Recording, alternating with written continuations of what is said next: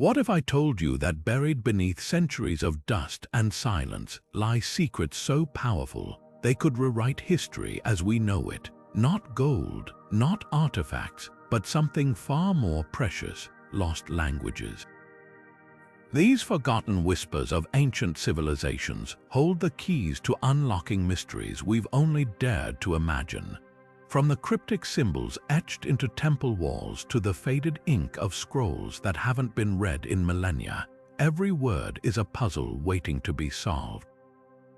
And today, we're embarking on a journey to rediscover not just one or two, but 30 of these vanished tongues, voices once silenced, now calling out to us across time. Think about the last time you heard a story that sent chills down your spine. Now imagine that story isn't just a tale, it's real. It's etched into stone, woven into the very fabric of human history, and it's been hiding in plain sight. Languages aren't just words, they're living, breathing snapshots of entire cultures. When a language dies, it takes with it the wisdom, the dreams, and the secrets of the people who spoke it. But here's the thrilling part: some of these languages aren't as lost as we thought. Through a mix of relentless detective work, cutting-edge technology, and sheer luck, scholars are piecing together fragments of the past, like assembling the world's most fascinating jigsaw puzzle. This isn't just about translating old texts, it's about stepping into the minds of those who came before us. What did they fear? What did they celebrate? What stories did they tell under the stars? Each of these 30 forgotten languages is a doorway, and we're about to walk through them together.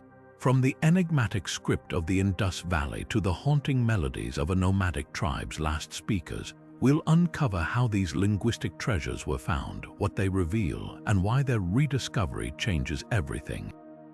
So if you've ever wondered what it's like to hear the past speak again, hold on tight, because history is about to break its silence. Our journey into the forgotten tongues of history begins with one of the most tantalizing puzzles of the ancient world: Etruscan. Spoken by the civilization that once dominated Italy long before Rome rose to power, this language carries echoes of a people who shaped art, religion, and even early Roman culture. Yet left behind no surviving descendants to keep their words alive. Unlike Latin or Greek, Etruscan doesn't belong to the Indo-European family. It's a linguistic island, unrelated to almost anything else we know. And that's what makes deciphering it so extraordinary. Without a Rosetta Stone to bridge the gap, scholars had to become linguistic detectives, reconstructing meaning from fragments. Funeral inscriptions etched into sarcophagi, ceremonial texts on bronze tablets, even graffiti scrawled on pottery. Here's the fascinating part: we can read Etruscan letters thanks to their alphabet borrowed from Greek colonists, but reading isn't the same as understanding. Imagine hearing a song where you recognize every note but can't grasp the melody. That's the challenge researchers faced. They turned to context clues, like bilingual artifacts with Etruscan and Latin names side by side, or repetitive religious phrases where patterns began to emerge. One breakthrough came from a mummy, yes, a mummy wrapped in linen inscribed with Etruscan words, later matched to Egyptian funeral rites. Slowly, painstakingly, the language's skeleton took shape. Verbs here, family terms there, even numbers traced through gambling dice found in tombs. Yet mysteries linger. We know the Etruscans wrote epic poetry, but not a single line survives. Their vibrant culture, from elaborate divination rituals to lavish banquets, is described by Roman historians, yet their own voices remain just out of reach. Every decoded word feels like lighting a candle in a vast, dark room. What if the next inscription holds the key to their lost stories? That's the thrill of the hunt. And with each discovery, we're not just learning a language, we're meeting the people who once laughed, traded, and whispered prayers in its syllables. The Etruscans may have vanished, but their words, they're still speaking to us. The echoes of Etruscan didn't fade when their civilization did. They seeped into the very bones of the languages that followed, leaving marks we still recognize today. Take Latin, the language that would one day dominate Europe. Before Rome was an empire, it was a small settlement rubbing shoulders with Etruscan city-states, and that proximity left an indelible imprint. Think of it like a cultural osmosis. The Romans adopted Etruscan words for things they admired or lacked terms for, especially in religion, architecture, and daily life. The Latin word for person, persona, might have roots in Etruscan fursu, meaning mask, a nod to the elaborate theatrical traditions the Etruscans were known for. Even the Roman toga, that iconic garment, traces back to the Etruscan tebena, a draped cloak worn by their elites, but the influence goes deeper than vocabulary.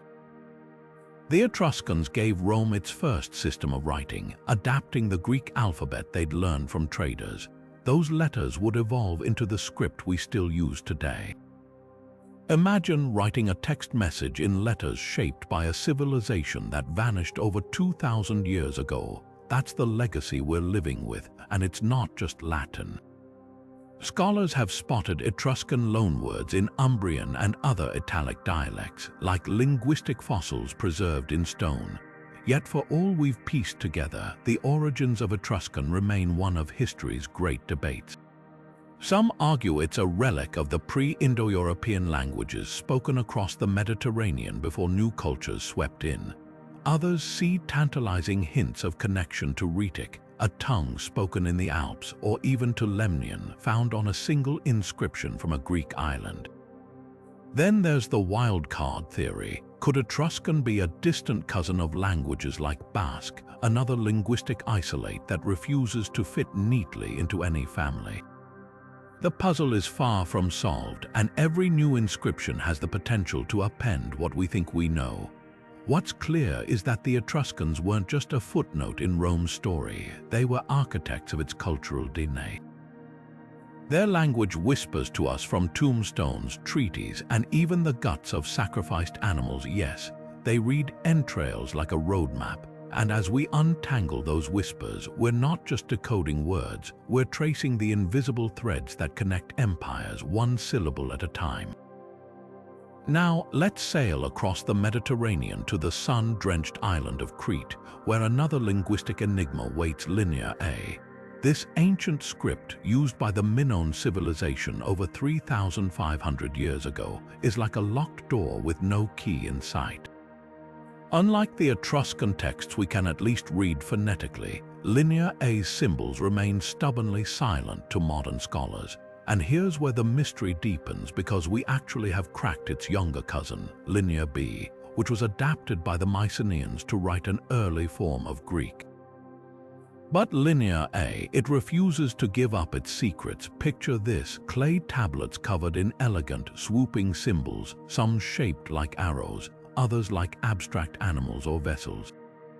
They were first unearthed in the labyrinthine ruins of Knossos, the legendary palace of King Minos, where myths of bull leaping and the Minotaur still whisper from the walls. At first glance, Linear A looks almost identical to Linear B, same symbols, same structure, but when scholars try to apply the same decipherment techniques, they hit a wall. Linear B was decoded in the 1950s by Michael Ventris, a brilliant amateur linguist who realized it represented Greek. Linear A, though, the language behind it isn't Greek or anything else we recognize. The frustration is palpable. We know these tablets record inventories, trade goods, maybe even poetry or prayers, but the meanings are just out of reach. Imagine holding a diary where you can see every pen stroke but can't read a single word. That's the agony of Linear A. Some researchers think it might belong to a pre-Greek language, perhaps related to those spoken in the Aegean before Indo-European tongues arrived. Others speculate ties to Luwian from Anatolia or even Semitic languages. But without a bilingual inscription, a Rosetta Stone for Crete theories remain just that, theories. What makes this even more tantalizing is the Minoans themselves. They were Europe's first advanced civilization, a society of fresco-painted palaces, sophisticated plumbing, and maritime trade networks stretching from Egypt to Sardinia. Their art bursts with life, dolphins leaping, saffron gatherers laughing, priestesses gripping writhing snakes. Yet without their language, their voices are muted. We see their world, but we can't hear it. And then there's the twist. A handful of Linear A symbols do make sense. The numbers, like a secret handshake, the Minoan numeral system is almost identical to Linear B's. We can count their jars of olive oil, their measures of grain, but the labels, the names of gods or kings, silence. It's as if history handed us a grocery list but burned the rest of the book. So why does this matter? Because Linear A isn't just a puzzle, it's a missing chapter in the story of Europe. Decipher it, and we might finally hear the Minoans speak, their myths, their treaties, their curses. Until then, those clay tablets sit in museum cases, daring us to listen harder. And somewhere in the dust of Crete, the key to their words may still lie buried, waiting for the right mind to uncover it. Theories about Linear A's origins read like a detective's wildest case file, each clue leading to another dead end, another tantalizing possibility. One prevailing idea ties it to the Anatolian languages, a branch of the Indo-European family spoken in ancient Turkey. The logic trade. The Minoans weren't isolationists. Their ships crisscrossed the Mediterranean, docking at ports where languages like Luwian and Hittite thrived. Some scholars point to shared symbols between Linear A and Anatolian scripts, like the resemblance between the Minoan double axe sign and Luwian glyphs. But here's the catch. If Linear A is Anatolian, why does it show no trace of Indo-European grammar? The mismatch keeps linguists up at night. Then there's the Semitic hypothesis. The Minoans traded heavily with Egypt and the Levant, where Semitic languages like Phoenician flourished. A few Linear A symbols bear uncanny similarities to early Semitic alphabets. Think of the Minoan tree sign mirroring Phoenician letters for Aleph. Even more intriguing, some Linear A tablets list commodities like wool and figs using words that sound suspiciously similar to Semitic terms. But without a bilingual text, a Minoan equivalent to the Rosetta Stone, these echoes remain circumstantial. It's like hearing a familiar melody in a foreign song but missing the lyrics. The wildcard theory, a pre-Greek language unrelated to anything we know. Before Indo-European speakers arrived in the Aegean, the region might have hosted a linguistic mosaic now lost to time. Basque, that enigmatic survivor in Europe, shows languages can defy classification for millennia. Could Linear A be another lone survivor? Some researchers suggest links to Tocharian, a hypothetical family tying Etruscan, Lemnian, and perhaps Minoan together, a linguistic ghost haunting the Mediterranean. Decoding Linear A isn't just about matching symbols to sounds, it's about reconstructing a worldview. Take the libation formula, a phrase repeated on ritual tablets. If we could crack it, we might glimpse Minoan prayers, their pleas to gods or vows to the sea. But every breakthrough comes with hurdles. The script's limited corpus, only around 1,400 inscriptions, leaves too few patterns to trace. And unlike Egyptian hieroglyphs, there's no living culture to preserve pronunciation clues.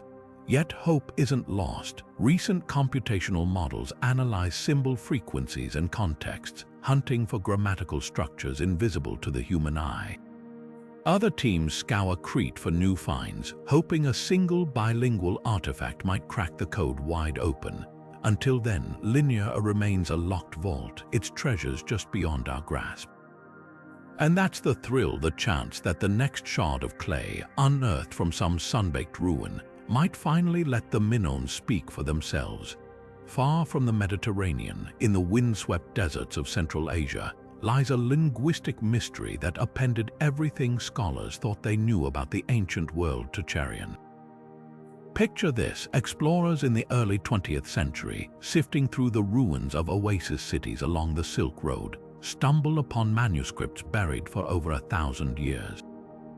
The writing looks familiar. It's an Indo-European script like Latin or Sanskrit, but the words are unrecognizable. This was Tocharian, a language so out of place, it forced historians to redraw the map of early human migration.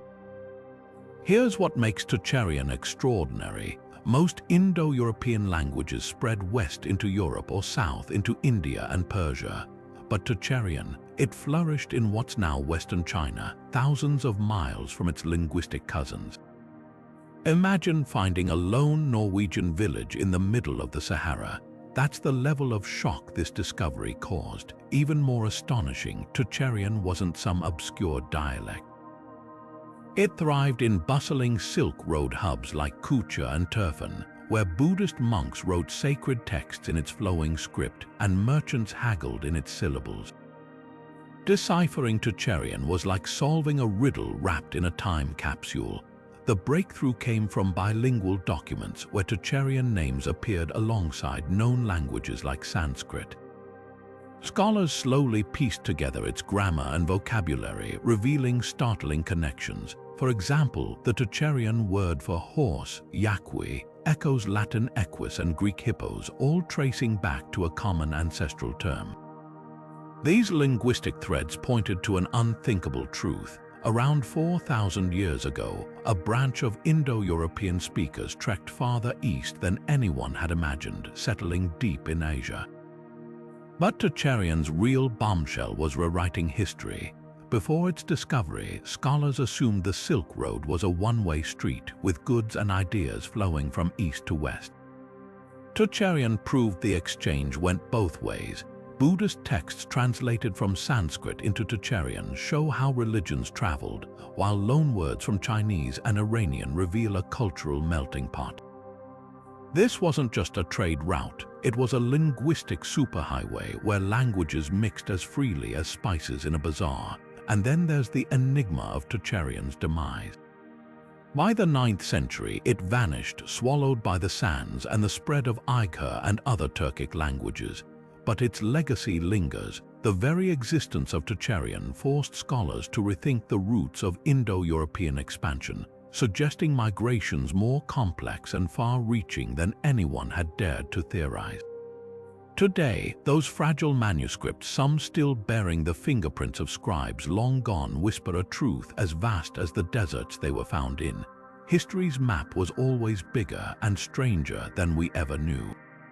The Tocharian manuscripts that survived the sands of time aren't just linguistic relics, they're vibrant snapshots of a world where spirituality and commerce collided. Among the most extraordinary finds are Buddhist texts, painstakingly translated from Sanskrit into Tocharian by monks who once walked the Silk Road's bustling corridors. These weren't mere copies, they were adaptations infused with local flavor.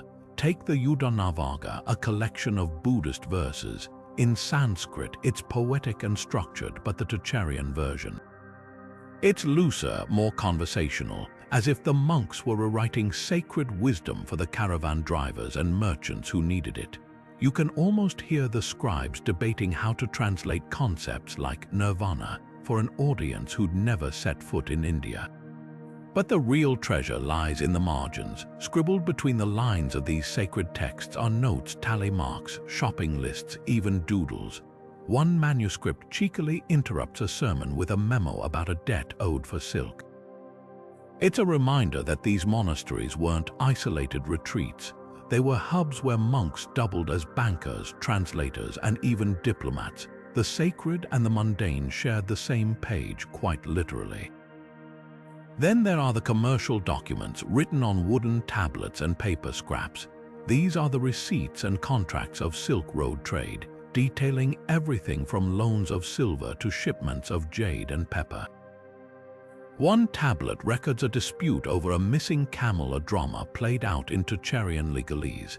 Another lists wages paid to a musician who performed at a merchant's banquet.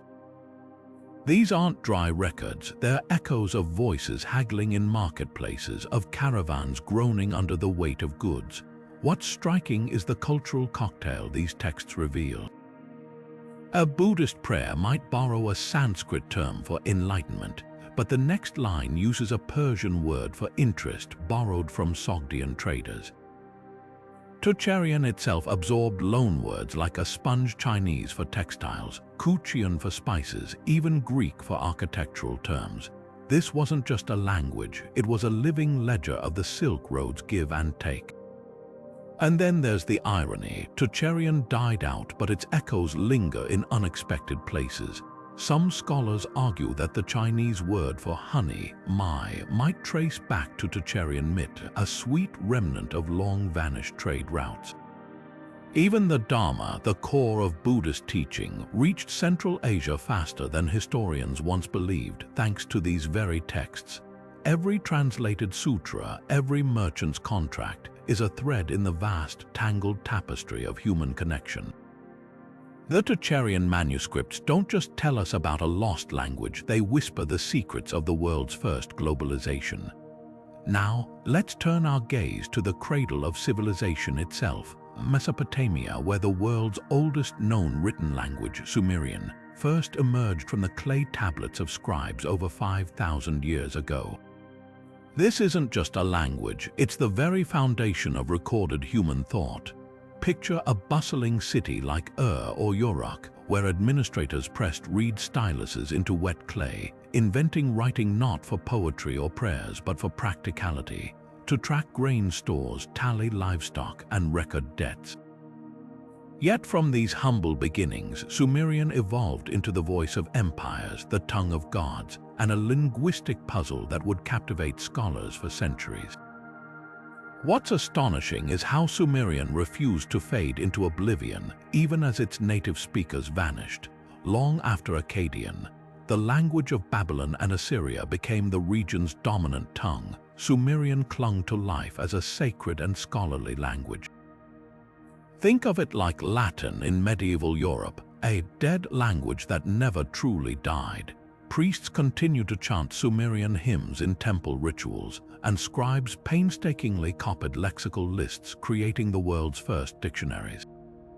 One remarkable tablet from the 7th century BCE, over a millennium after Sumerian ceased to be spoken conversationally, shows a bilingual school exercise with Akkadian translations written beneath each line, proof that Mesopotamian scholars were as dedicated to preserving their linguistic heritage as we are today.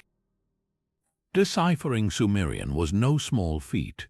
Early archaeologists faced a script as enigmatic as the cultures that birthed it, cuneiform, those wedge-shaped marks that look like bird footprints pressed into clay. The breakthrough came from the Behistun inscription, a colossal rock carving in Iran where the same text appeared in Old Persian, Elamite, and Akkadian. But here's the twist: Akkadian itself had borrowed heavily from Sumerian, much like English leans on Latin. By reverse engineering loanwords and grammatical structures, scholars began to reconstruct Sumerian's vocabulary and syntax one tablet at a time. Modern technology has thrown open doors we once thought sealed forever. High-resolution 3D imaging now reveals faded inscriptions invisible to the naked eye, while AI algorithms analyze thousands of tablets in seconds, spotting patterns no human could detect. One project used machine learning to untangle the grammar of Sumerian literary texts, uncovering poetic devices like parallelism, repetition with slight variation, that had eluded scholars for decades. There's even a crowdsourced effort to digitize and translate every known cuneiform tablet, inviting armchair linguists worldwide to join the decipherment race. But the real magic lies in what Sumerian tells us about humanity's firsts. The Epic of Gilgamesh, etched in cuneiform, isn't just the oldest surviving work of literature. It's a mirror reflecting timeless questions about mortality and friendship.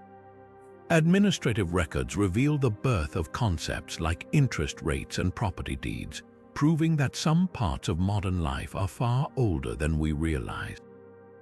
And then there's the sheer resilience of the language itself. Even as it faded from daily use, Sumerian became a bridge between cultures, a secret code for priests and scholars, and now, thanks to technology, a conversation stretching across millennia. Every translated word is a whisper from a world that invented writing, and in doing so, gave us the power to hear its voice again. Sumerian didn't just fade into history, it seeped into the very fabric of the languages that followed, leaving fingerprints we can still trace today. Take Akkadian, the Semitic tongue of Babylon and Assyria. When Akkadian speakers conquered Sumerian city-states, they didn't erase the older language, they absorbed it, grafting Sumerian roots onto their own linguistic tree.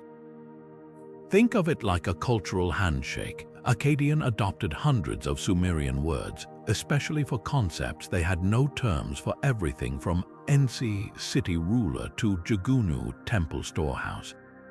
Even Akkadian's cuneiform script was borrowed directly from Sumerian, repurposing wedge-shaped symbols to write a completely unrelated language. It's as if English suddenly started using Chinese characters but pronounced them entirely differently. But the influence runs deeper than vocabulary. Sumerian grammar left its mark on Akkadian legal and religious texts, where complex sentence structures mirror Sumerian patterns. The famous Code of Hammurabi, its meticulous laws carved into basalt, echo the precise, formulaic style of earlier Sumerian legal decrees. And then there's the literary legacy. The Epic of Gilgamesh, humanity's oldest surviving epic, began as a collection of Sumerian poems before Akkadian scribes wove them into a unified masterpiece. Those haunting lines about grief and mortality, "Why should I not wander like a bandit through the wilderness?" were first whispered in Sumerian temples centuries before they were etched in Akkadian cuneiform. What's extraordinary is how Sumerian became the ancient world's Lat, and a scholarly lingua franca long after it ceased to be spoken. Even as Akkadianized as they were, Babylonian astronomers still calculated celestial movements using Sumerian number systems, and priests chanted Sumerian incantations to ward off demons. Scribble schools drilled students in bilingual dictionaries, painstakingly matching Akkadian words to their Sumerian equivalents. One tablet from Nineveh's library lists over 6,000 entries, effectively preserving Sumerian as a living intellectual tradition. And the myths, they didn't just survive, they evolved. The Sumerian tale of the flood hero Ziusudra morphed into the Akkadian story of Utnapishtim in Gilgamesh, which later inspired the Hebrew account of Noah. Each retelling added layers, like a game of historical telephone where the message grows richer with each pass.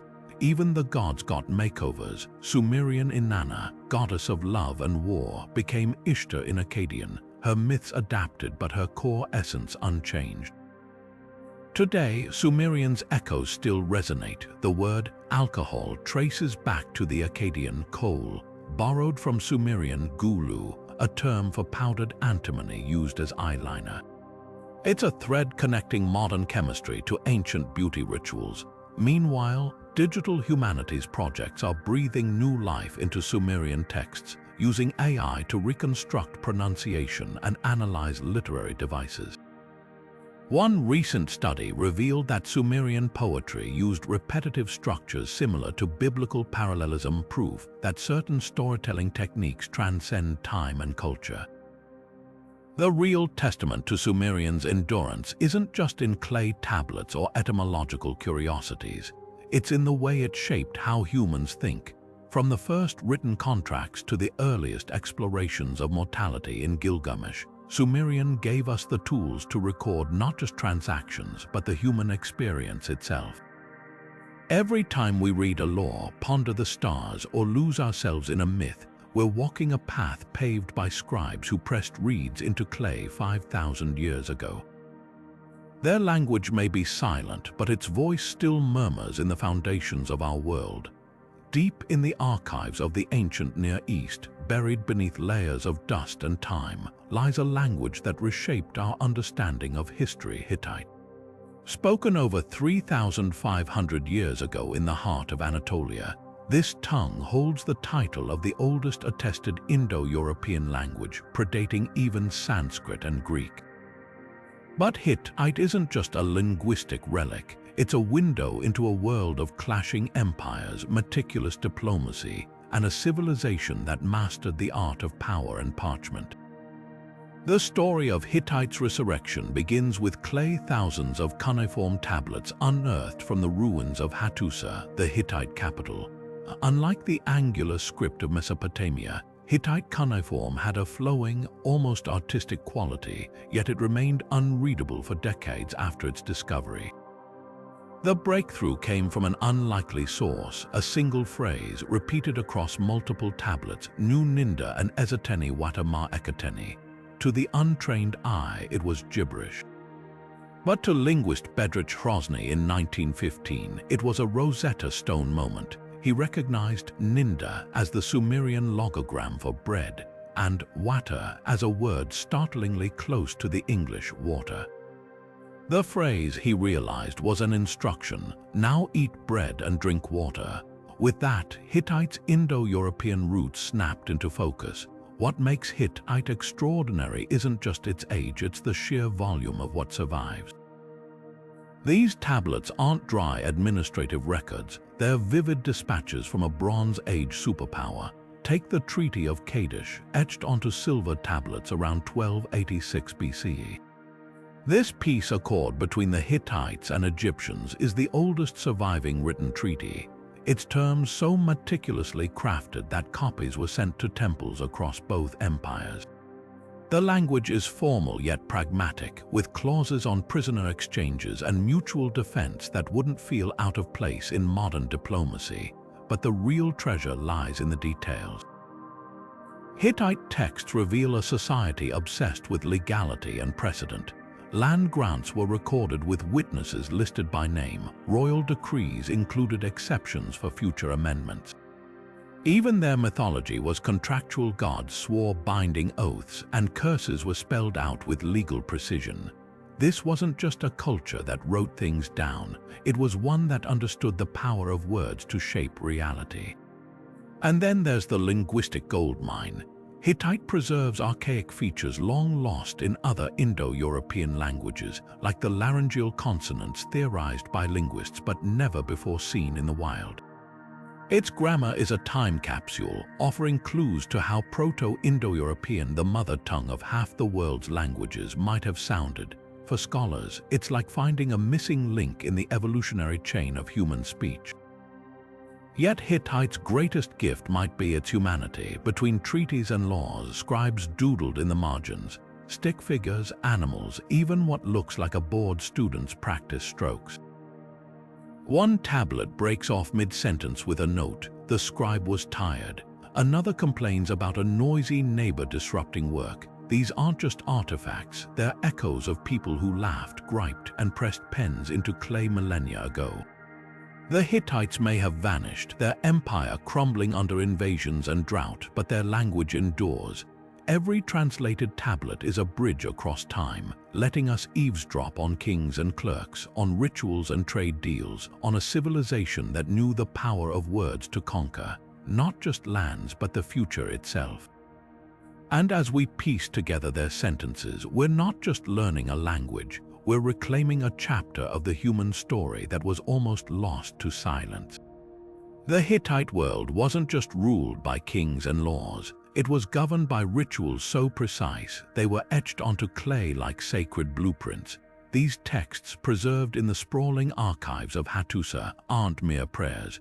They're step-by-step manuals for communing with gods, warding off curses, and even manipulating the weather.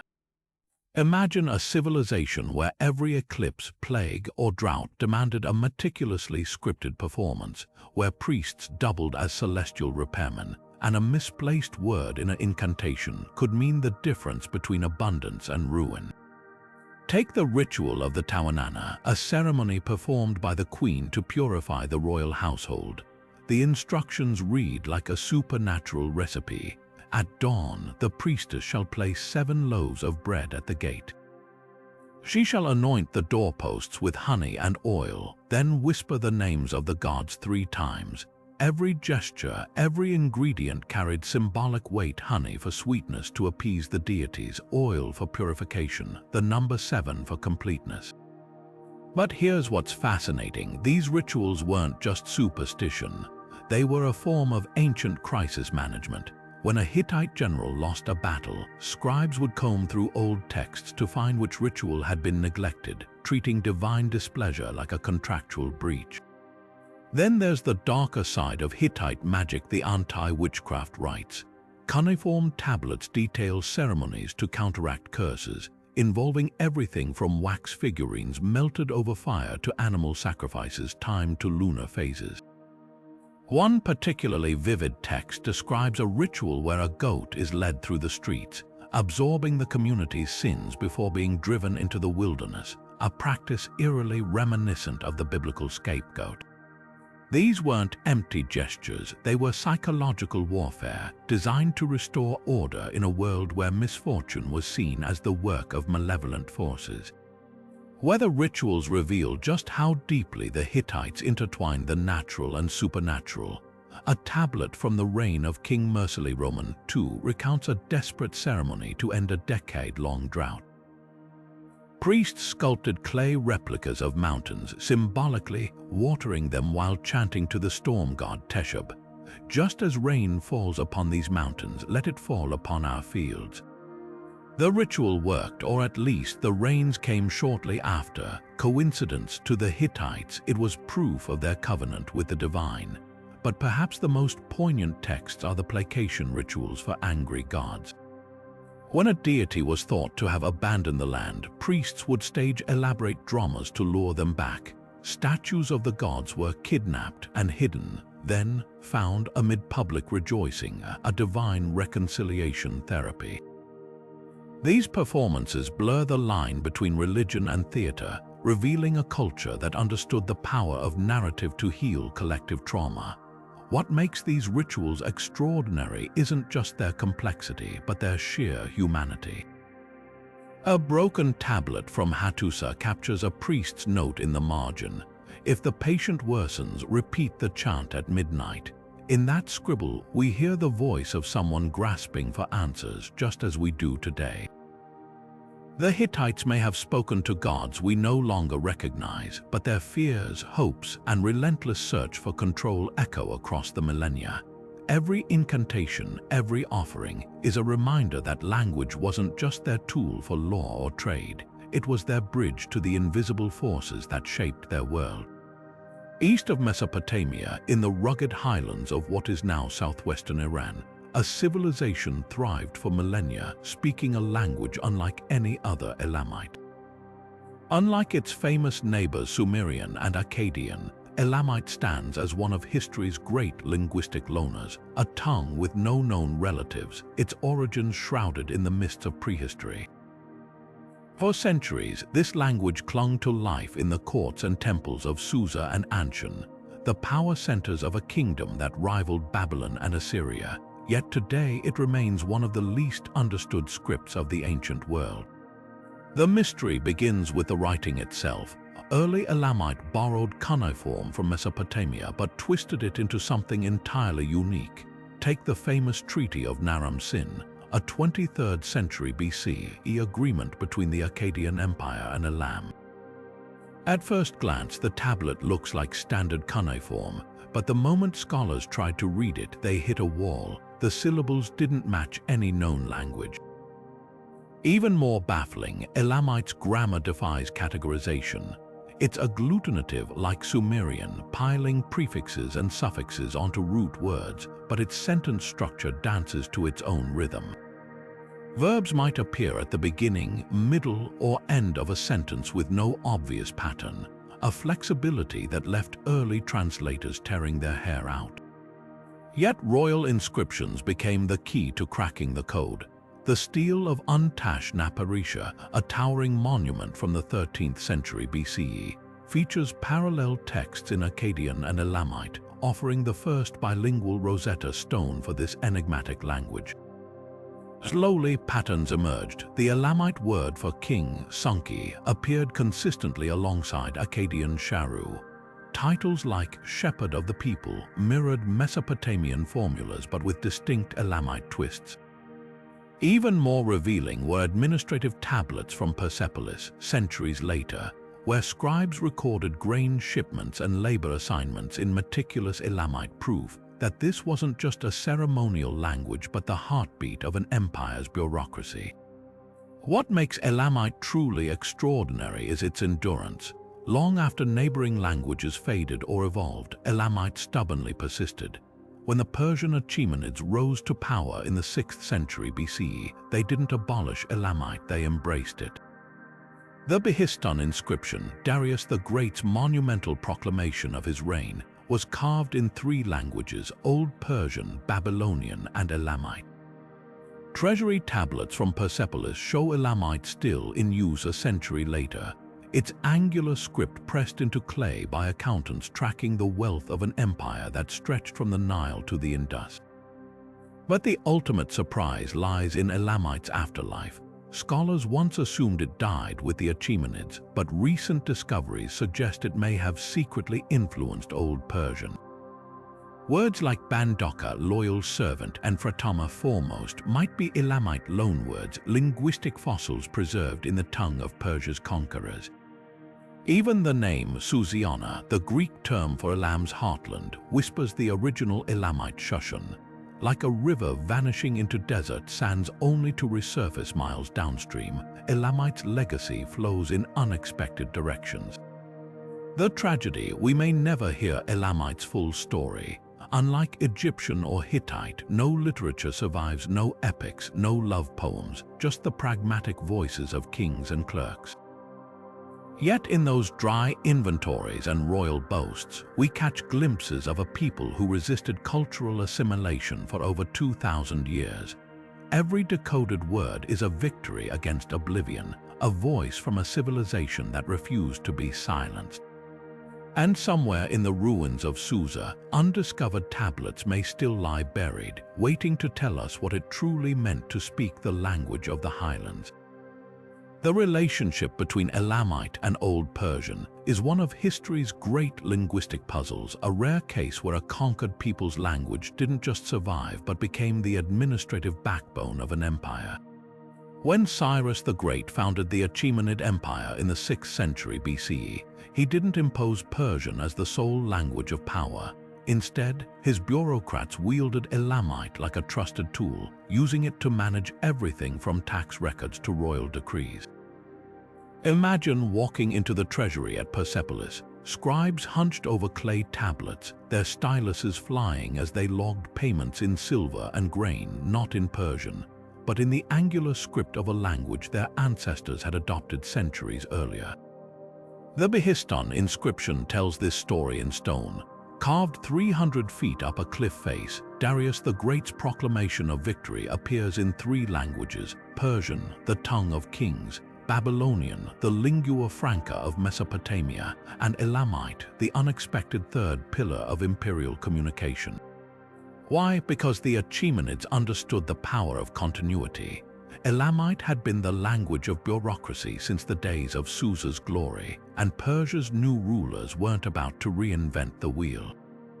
There's a delicious irony here. The same script used to curse Akkadian invaders 1,000 years earlier now documented the Persian Empire's expansion. Yet the coexistence wasn't just practical, it was strategic. Persian kings used Elamite to broadcast their legitimacy to the elites of the Iranian plateau, where Elamite cultural memory still resonated. Inscriptions at Persepolis show a deliberate duality: royal proclamations in Persian for grandeur, but workforce rosters and supply lists in Elamite for precision. One payroll tablet even records wages for Ionian Greek laborers written in Elamite by Persian administrators. It's as if the empire had a linguistic division of labor: Persian for poetry, Elamite for paperwork. The real enigma lies in the grammar. Elamite structure couldn't be more different from Old Persian's Indo-European roots. Where Persian had complex verb conjugations, Elamite relied on strings of suffixes. Persian nouns had gender, Elamite didn't bother, and yet the 2 languages borrowed freely from each other. The Persian word for paradise, paradeda, might trace back to Elamite partatash, while Elamite administrative terms peppered Old Persian documents like spices in a stew. This wasn't a one-way street, it was a linguistic symbiosis where conqueror and conquered reshaped each other's tongues. By the time Alexander's armies burned Persepolis in 330 BCE, Elamite had already begun fading from daily use. But its ghost lingered. Later Parthian and Sasanian scribes occasionally reached for Elamite loanwords when Persian lacked the right term, much like English speakers borrow rendezvous from French. Even the name Shushan, the biblical city of Esther, preserves the Elamite Shushan, a whisper of a language that refused to die quietly. The Achaemenids may have built their empire with Persian swords, but they ran it with Elamite tablets, proving that sometimes the pen or the stylus is mightier than the throne. High in the mountains of ancient Mitanni, where the Tigris and Euphrates rivers carved their paths, a kingdom once flourished with a language as complex as its diplomacy Hurrian.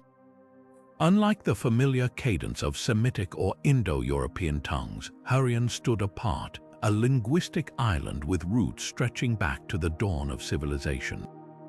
Spoken by the people of Mitanni and across northern Mesopotamia, this language wasn't just a tool for daily life. It was the voice of a culture that bridged empires, whispered in royal courts, and even shaped the rituals of gods. What makes Hurrian extraordinary is its structure. Imagine building words like stacking blocks, each syllable adding a new layer of meaning. Linguists call this agglutination, a mouthful of a term for a beautifully efficient system. A single Hurrian verb could pack an entire sentence's worth of information, with prefixes and suffixes indicating not just tense, but the speaker's certainty, the listener's status, even the direction of an action. Take the word tiv oshosh anosh anan, a dizzying chain of sounds that translates roughly to, they say that he will indeed not give it back to them again. For scribes trained in the relatively straightforward Akkadian, Hurrian must have felt like deciphering a musical score where every note carried hidden instructions. But how do we know anything about a language that vanished over 3,000 years ago? The answer lies in clay, specifically the Amarna letters, discovered in Egypt in the late 19th century. This cache of diplomatic correspondence includes desperate pleas from Mitanni's king Tushratta to Pharaoh Amenhotep III, written in a clumsy Akkadian peppered with Hurrian phrases. It's as if two modern diplomats tried negotiating in broken English while slipping into their native slang. These letters reveal Hurrian wasn't just a local dialect, it was the mother tongue of rulers who commanded respect from Babylon to Thebes. Even more precious are the religious texts. In the ruins of Hattusa, the Hittite capital, archaeologists found cuneiform tablets containing Hurrian hymns, the oldest known musical notation in history. One tablet, dedicated to the goddess Nikkel, includes both lyrics and instructions for a 9-stringed lyre. When modern musicians reconstructed the melody, the world heard Hurrian's rhythms for the first time in millennia. These weren't just songs, they were portals into a spiritual world where language and music intertwined to summon divine presence. Yet Hurrian's greatest legacy might be its role as a cultural bridge. The Mitanni elite bore Indo-Aryan names and worshipped Vedic gods like Indra and Varuna, suggesting a fascinating blend of Hurrian and early Sanskrit influences. Their famous horse training manuals, written in Hittite but filled with Hurrian technical terms, became the standard across the ancient Near East. Even the Bible might hold a whisper of Hurrian. Some scholars argue that the mysterious Horites mentioned in Genesis were Hurrian tribes, their name echoing through time in Hebrew scripture. The tragedy of Hurrian is how much we've lost. Unlike Egyptian or Sumerian, it left no monumental inscriptions, no epic poems carved in stone. What survives are fragments, a royal letter here, a ritual text there, like pages torn from a grand novel. Yet each scrap is precious, offering glimpses of a people who mastered chariot warfare, composed haunting hymns, and spoke a language as intricate as their tapestries of diplomacy. When we piece together these clues, we're not just studying grammar, we're listening for the echoes of a civilization that once made the mountains and rivers themselves seem to speak. Buried beneath layers of clay and centuries of silence, a single tablet from the ancient city of Ugarit holds an extraordinary secret, the world's oldest surviving sheet music. Dating back over 3,400 years, this cracked fragment of baked earth isn't just inscribed with Hurrian cuneiform. It's a meticulous set of instructions for performing a hymn to Nickel, the goddess of orchards. What makes this discovery earth-shaking isn't just its age, it's the fact that we can hear it today. Modern musicians have painstakingly reconstructed these ancient notes, letting us eavesdrop on a melody last played when the pyramids of Giza were already 1,000 years old. The tablet's genius lies in its simplicity. Unlike modern musical notation with its staffs and clefs, the Hurrian system used cuneiform signs to indicate intervals and a numbering system for the 9-stringed lyre. The lyrics written above the musical instructions describe a prayer for fertility and abundance. May the vines flourish under her gaze, may the pomegranates swell with sweetness. But here's the twist. The music isn't just an accompaniment, it's a mathematical cipher. The intervals correspond to a diatonic scale, the same do-re-mi structure we still use today. This wasn't primitive noise-making, it was sophisticated composition, proof that the human ear craved harmonic structure millennia before Pythagoras supposedly discovered it.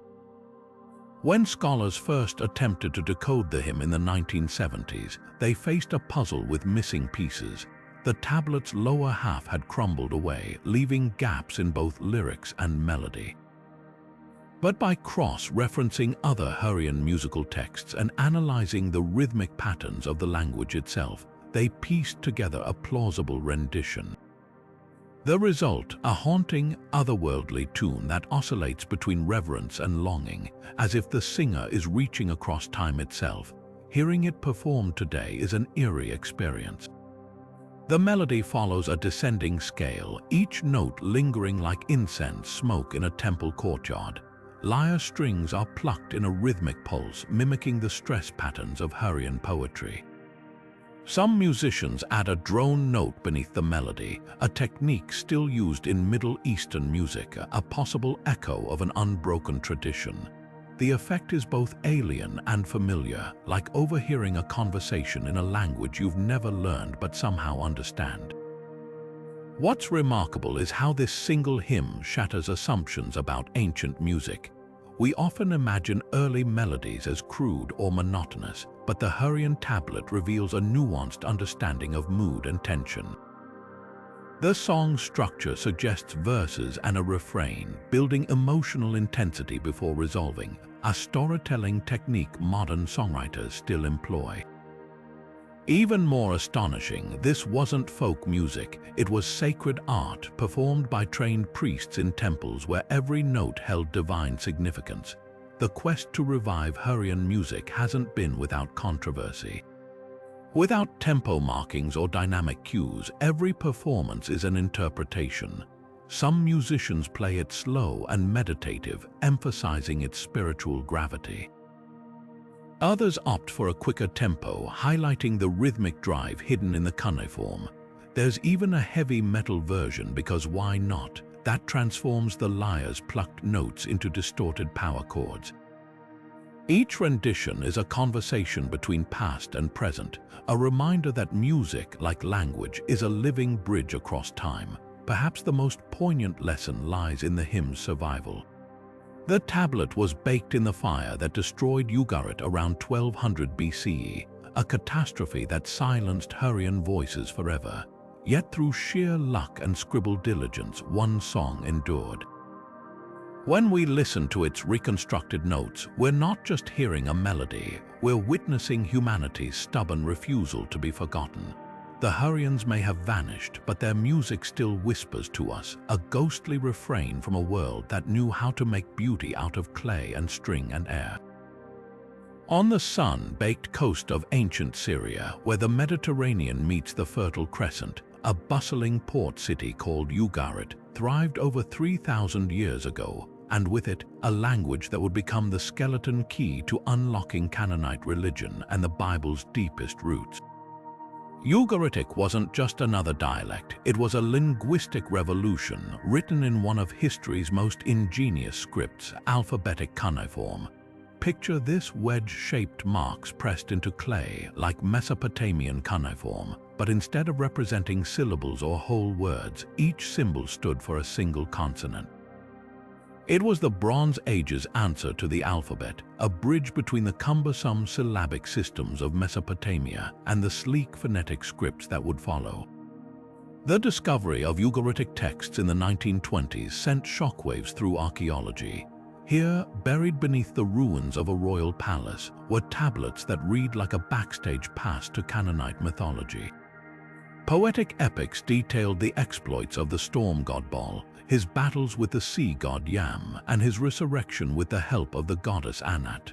Stories that echoed themes later found in the Hebrew Bible. Take Psalm 29, where Yahweh thunders over the mighty waters and breaks the cedars of Lebanon. The imagery mirrors Ugaritic hymns to Baal so closely that scholars now see them as variations of the same ancient liturgical template. It's as if we've found the raw material from which biblical poets crafted their verses, but Ugaritic's real gift was its vocabulary. As the closest known relative to biblical Hebrew, it became a decoder ring for obscure Old Testament terms. The Hebrew word Teham, the deep, from Genesis' creation story, finds its match in Ugaritic Tihamatu, the primordial sea monster slain by Baal. Even the biblical metaphor of God riding clouds, once thought unique to Israelite poetry, appears verbatim in Ugaritic texts. Suddenly, the Bible's cultural context came alive, no longer an isolated work but part of a vibrant literary conversation spanning the Levant. The scribes of Ugarit were meticulous archivists. Their libraries held everything from royal correspondence to veterinary manuals, but the most revealing tablets were the god lists detailed rosters of deities worshipped across the region. These weren't just names, they were family trees. El, the gray-bearded high god of Ugarit, shared traits with Yahweh before Israel's monotheistic shift. His consort Asherah, later erased from Hebrew texts, appears here as a mother goddess worshipped under sacred trees.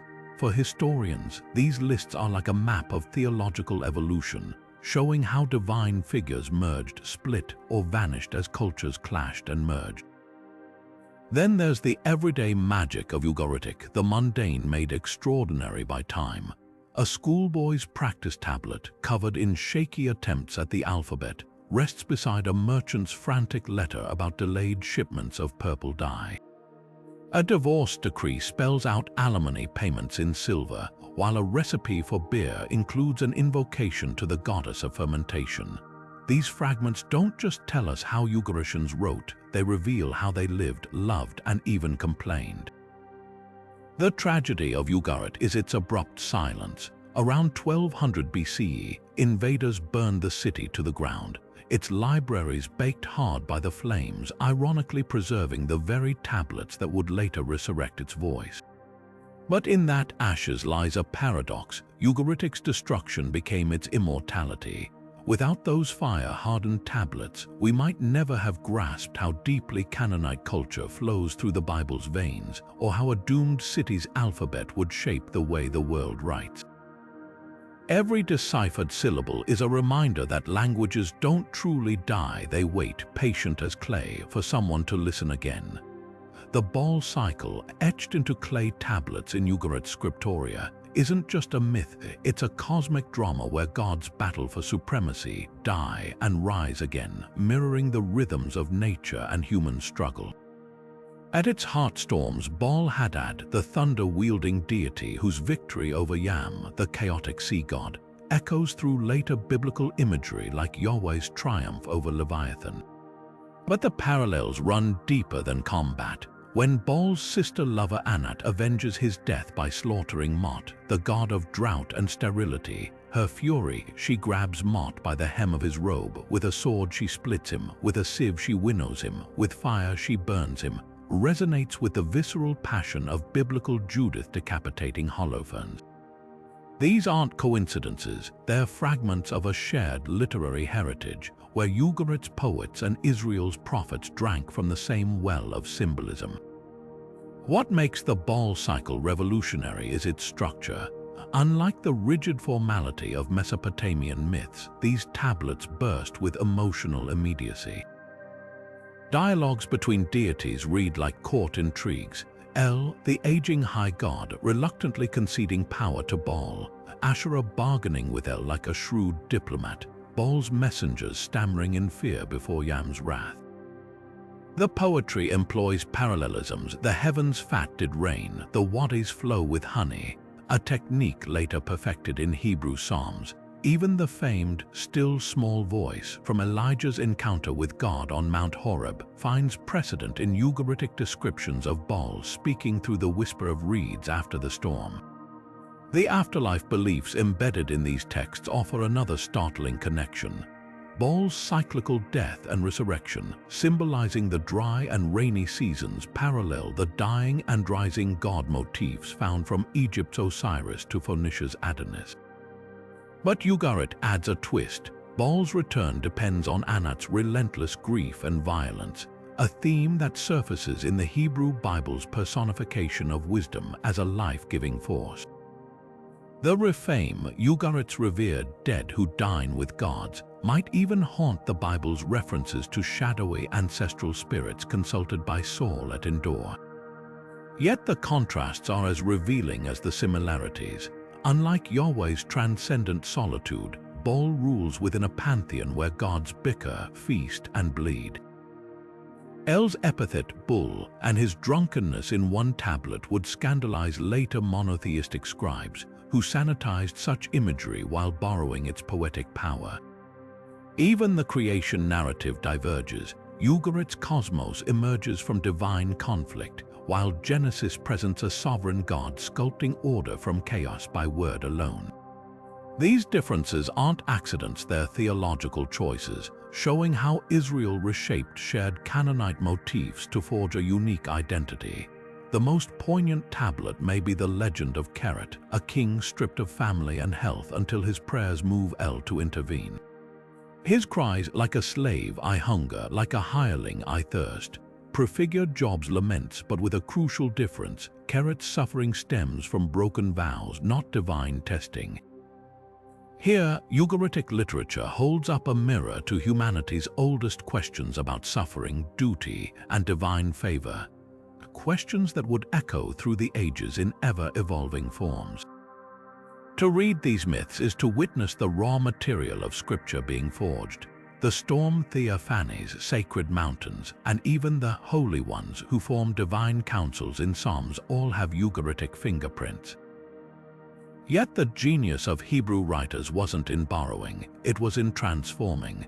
Where Baal fights Yam for kingship, Yahweh needs no battle to prove supremacy. Where Anat bathes in gore, Israel's God demands justice over vengeance. The Baal cycle isn't just a predecessor, it's a foil, showing by contrast what made biblical monotheism revolutionary. And in that tension between old and new, we see the pulse of ancient thought beating across clay and parchment, whispering that every sacred text is part of a conversation much older than itself. Gothic, the earliest Germanic language preserved in any substantial written form, emerges from the shadows of history like a linguistic time capsule. Spoken by the Goths, those formidable warriors who stormed Rome's gates and carved out kingdoms in Italy and Spain, this tongue might have vanished without a trace if not for one man, Wulfila, a bishop who fashioned an alphabet specifically to translate the Bible into Gothic in the 4th century. His work, known as the Codex Argenteus, glimmers as a silver-clad relic of a language that would otherwise be lost to us. Written in a script blending Greek and runic letters, Wulfila's translation isn't just a religious text, it's a Rosetta Stone for unlocking the secrets of Proto-Germanic, the ancestral language that birthed English, German, and Norse. The sheer survival of Gothic is a minor miracle. Most of what we know comes from just a handful of manuscripts, including the Codex Argenteus, now housed in Sweden like a crown jewel of linguistics. These fragile pages contain everything from the Lord's Prayer to entire Gospels, their Gothic words standing as direct witnesses to how Germanic tribes spoke when Rome still ruled the world.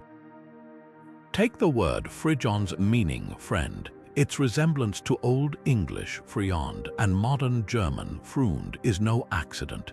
Gothic serves as the missing link, confirming that these languages share more than vague similarities. They're branches of the same ancient tree. What makes Gothic indispensable to linguists isn't just its vocabulary but its grammar. Unlike Old English or Old Norse, which evolved under the influence of Latin and Celtic tongues, Gothic preserves archaic features untouched by later innovations. Its verb conjugations, like namada, he takes versus nim, and they take mirror reconstructions of Proto-Germanic with eerie precision. Even its pronouns ik for I, thu for you feel like echoes from a linguistic archaeological dig. When scholars puzzle over how Proto-Germanic might have sounded, Gothic offers the clearest phonetic clues, from the hard K in Kuni family to the soft TH in Theuda people. Yet Gothic's story isn't just one of preservation, it's also a tale of cultural fusion. Wulfila's Bible brims with loanwords from Greek and Latin, proof of the Goths' interactions with the Mediterranean world. The word Ecclesjo church is borrowed straight from Greek ecclesia, while porpoise purple, a dye prized by Romans, reveals their fascination with imperial luxuries. This wasn't a primitive tribal language, it was the voice of a people straddling two worlds, barbarian Europe and the fading glory of Rome. The tragedy of Gothic lies in its abrupt silence.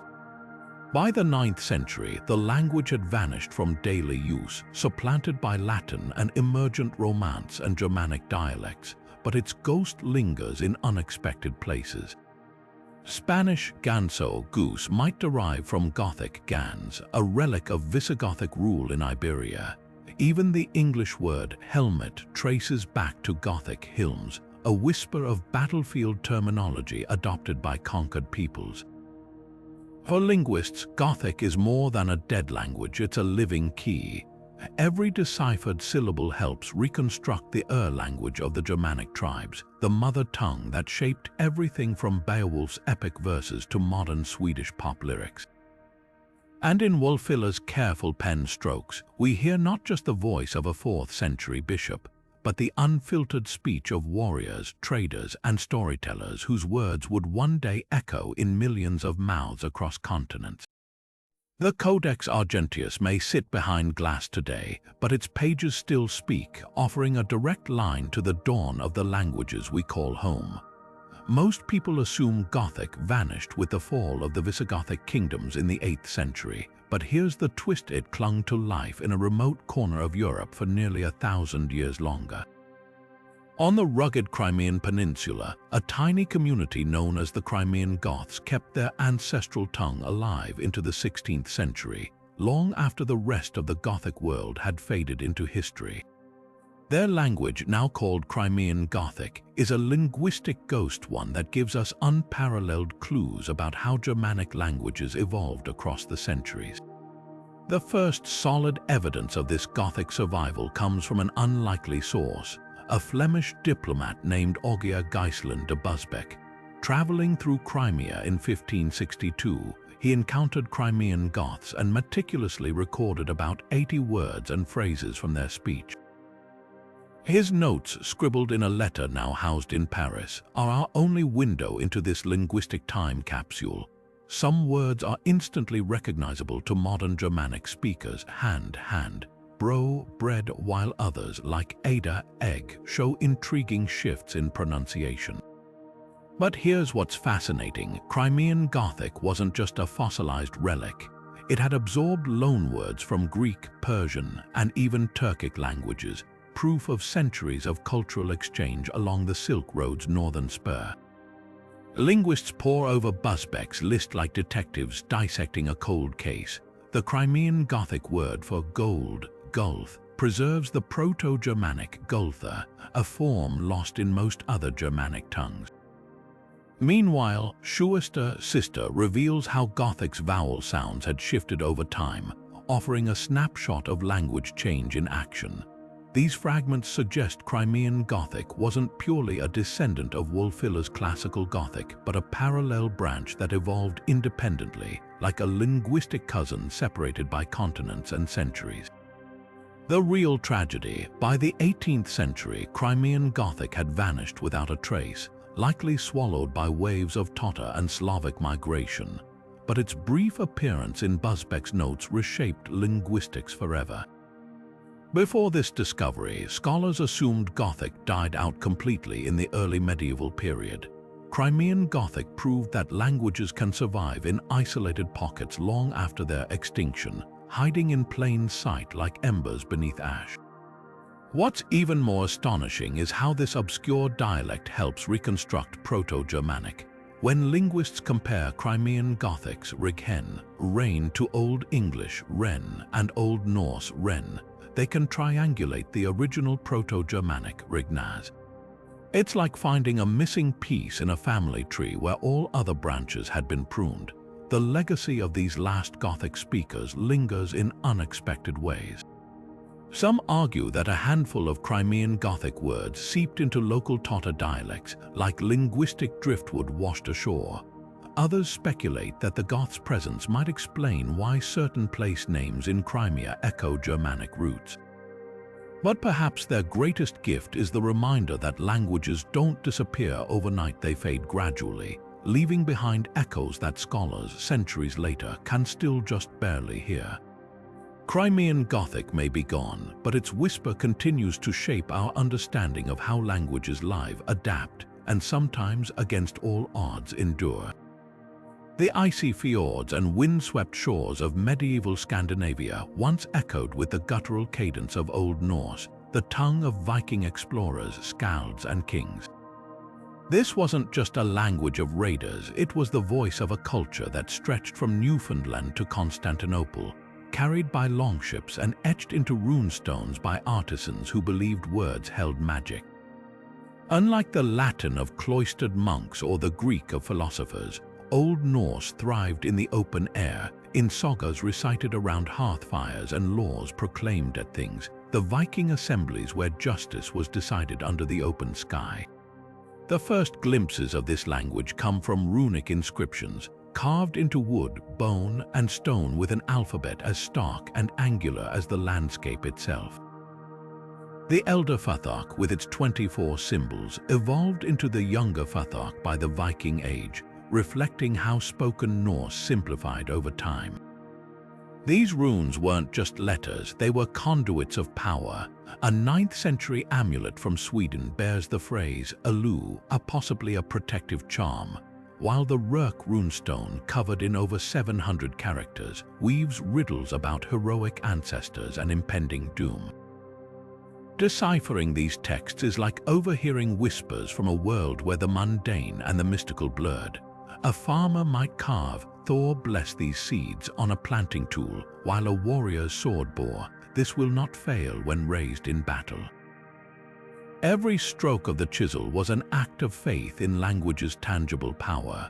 Old Norse's true claim to immortality, though, lies in its uncanny preservation.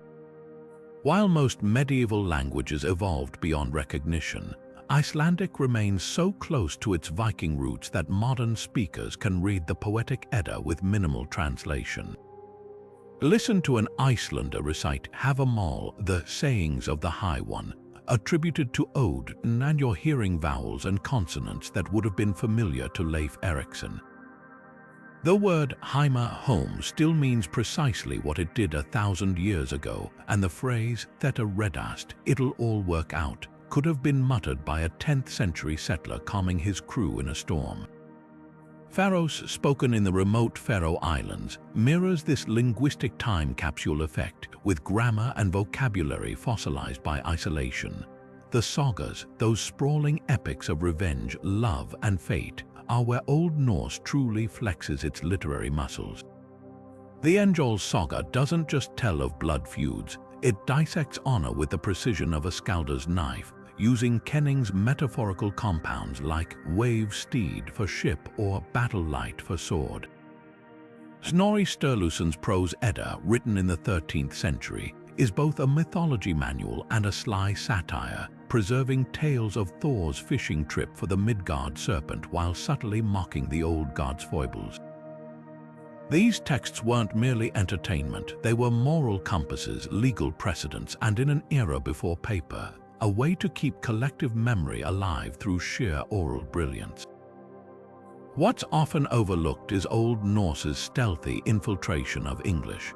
When Viking raiders settled in Britain, they didn't just burn monasteries, they salted everyday speech with their vocabulary. Words like sky, window from vinder for wind and auger for eye, and law seeped into Anglo-Saxon, while pronouns like they and them replaced clunkier Old English equivalents. Even visceral phrases like hit the sack might descend from Norse sekka, bag, a reminder that linguistic conquests outlast military ones. Yet Old Norse's most haunting legacy might be its silence in places it once thrived. In Greenland's abandoned settlements, runic graffiti, Erlinger carved these runes, marks the last traces of a language that faded with the Norse colonies. Meanwhile, Norman conquerors, descendants of Vikings themselves, abandoned Norse for French within generations, leaving only place names like Torquay, Tor's Bay as ghostly reminders. Today, Old Norse isn't just studied, it's revived. Heathen groups chant reconstructed hymns to Odin, while fantasy authors mine its compound words for dragon names.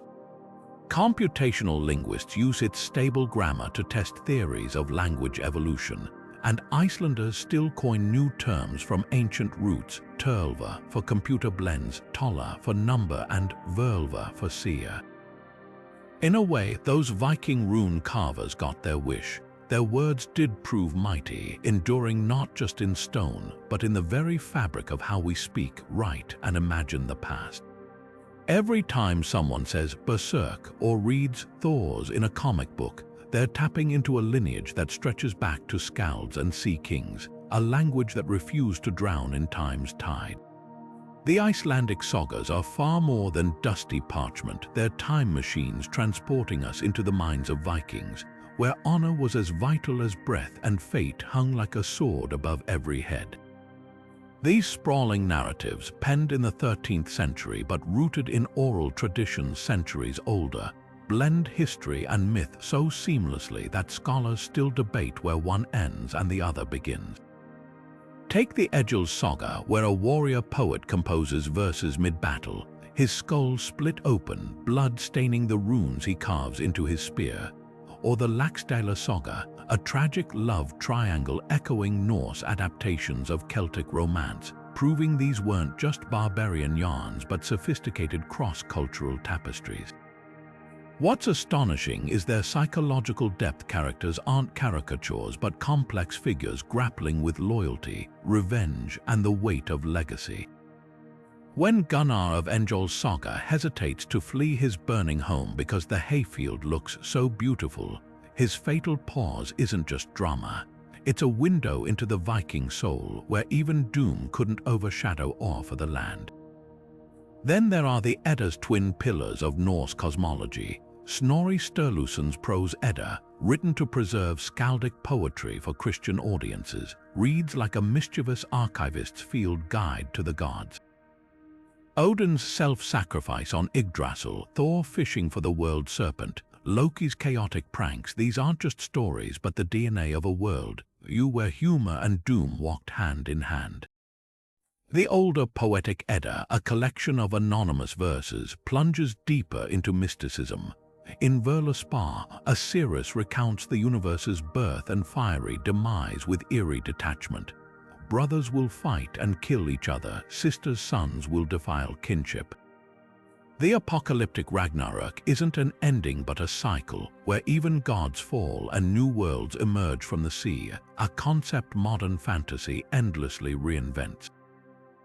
J.R.R. Tolkien, a philologist obsessed with Old Norse, wove these threads into Middle-earth, the dwarves' names in The Hobbit drawn straight from the Völuspá. The Rohirrim's speech mirrors saga dialogue, and Boromir's funeral boat evokes Baldur's burning ship, but Tolkien was just the beginning. George R. Ah, Martin's A Song of Ice and Fire borrows the saga's political grit.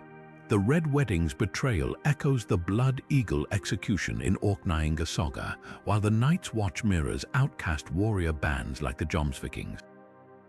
Even Marvel's Thor, though sanitized, inherits Loki's shape-shifting mischief and the cosmic tree Yggdrasil. What these adaptations often miss, though, is the saga's sly wit. When a character in Grettir's saga defeats a ghost by wrestling him onto his own coffin, or when Odin cheats in a wisdom contest by drinking from the mead of poetry, there's a twinkle in the prose, a reminder that Norse storytellers knew how to temper doom with laughter.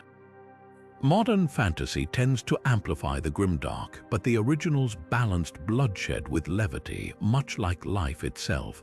The saga's endurance lies in their humanity.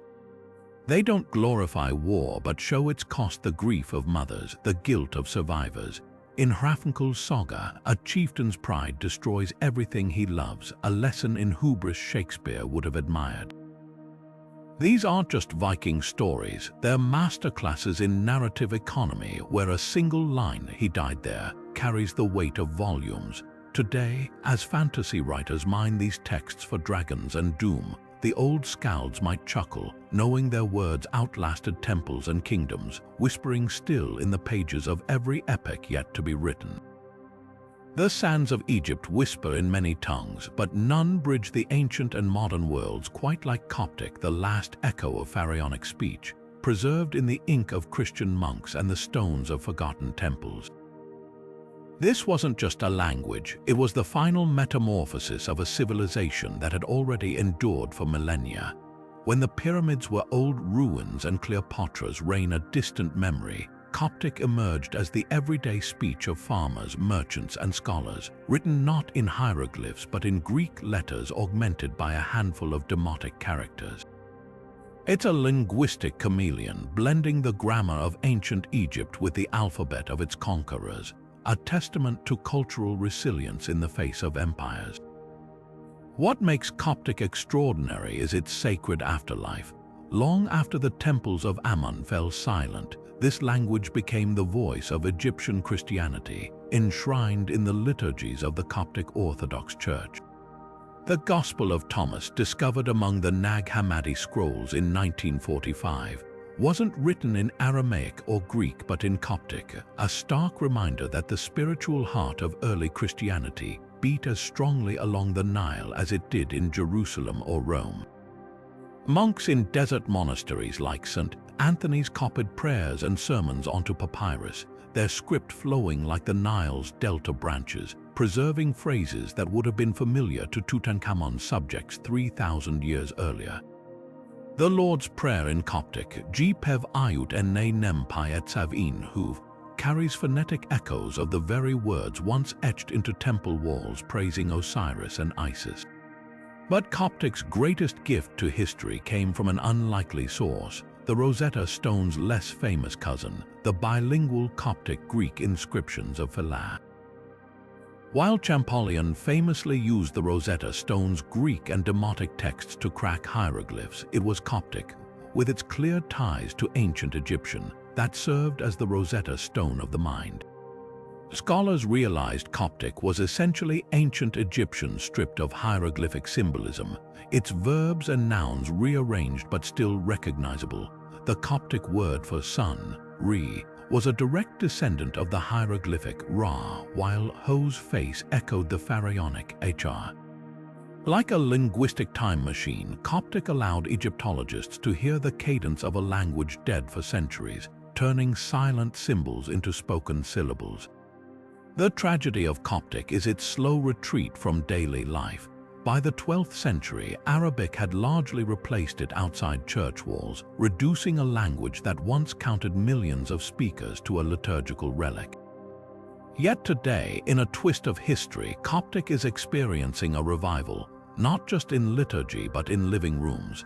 Online courses and YouTube tutorials teach the language to diaspora communities eager to reconnect with their heritage, while linguists use Coptic grammars to refine their reconstructions of Middle Egyptian.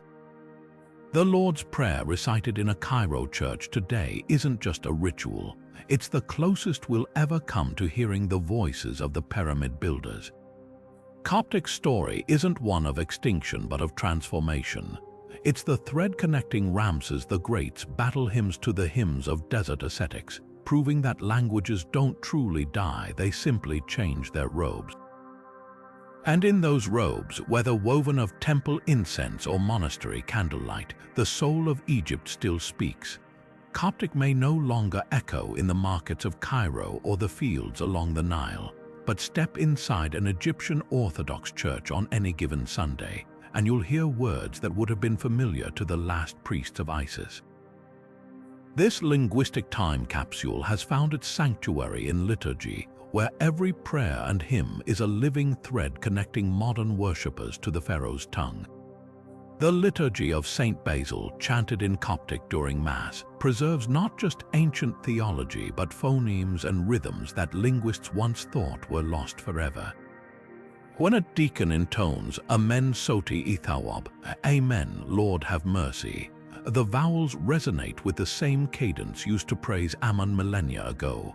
It's a paradox. A language declared extinct in daily life thrives in the very rituals that once sought to supplant Egypt's old gods. The survival of Coptic is no accident. During the Arab conquests of the 7th century, the church became a fortress for the language, meticulously transcribing scriptures and hymns into Coptic to shield them from erosion. The Bohairic dialect, once spoken in the Nile Delta, became the standard for liturgical use, its consonants carefully preserved in parchment and later in printed books. In monasteries like the Desert of Seats, generations of monks copied texts with a devotion bordering on obsession, ensuring that phrases like Pi Oos Pp Shoy, the Lord is my shepherd, would never fade from memory. These weren't just religious acts, they were acts of cultural defiance, a quiet rebellion against linguistic oblivion. Today, that rebellion has spilled beyond church walls. Among Egypt's diaspora, from New Jersey to Melbourne, Coptic is experiencing a grassroots revival. Online communities dissect grammar rules in Facebook groups, while YouTube channels like Learn Coptic with Michael offer tutorials blending Sunday school simplicity with academic rigor. In Toronto, second-generation Egyptian teenagers gather in community centers to practice conversational Coptic, reimagining a language long confined to worship as a badge of identity. Even the alphabet, once seen as esoteric, has become a tattoo of pride for some, with Ankh Uja Seneb, life, prosperity, health, inked onto wrists in sleek Coptic script. Technology plays an unexpected role in this renaissance.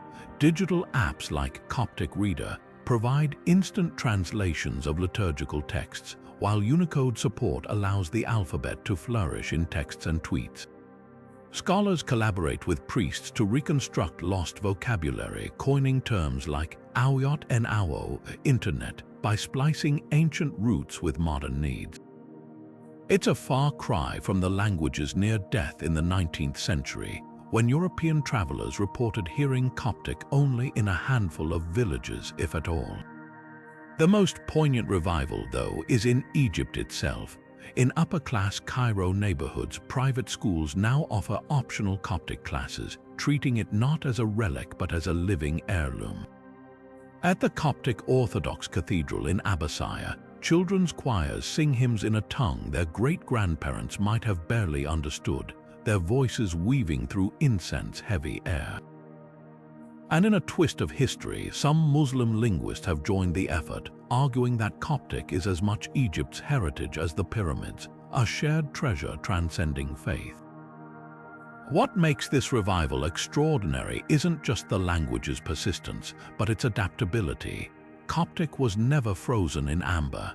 It absorbed Greek loanwords in antiquity, Arabic influences in the medieval period, and now English and French borrowings in diaspora communities. Like the Nile that birthed it, the language keeps carving new channels, proving that survival isn't about purity, it's about resilience.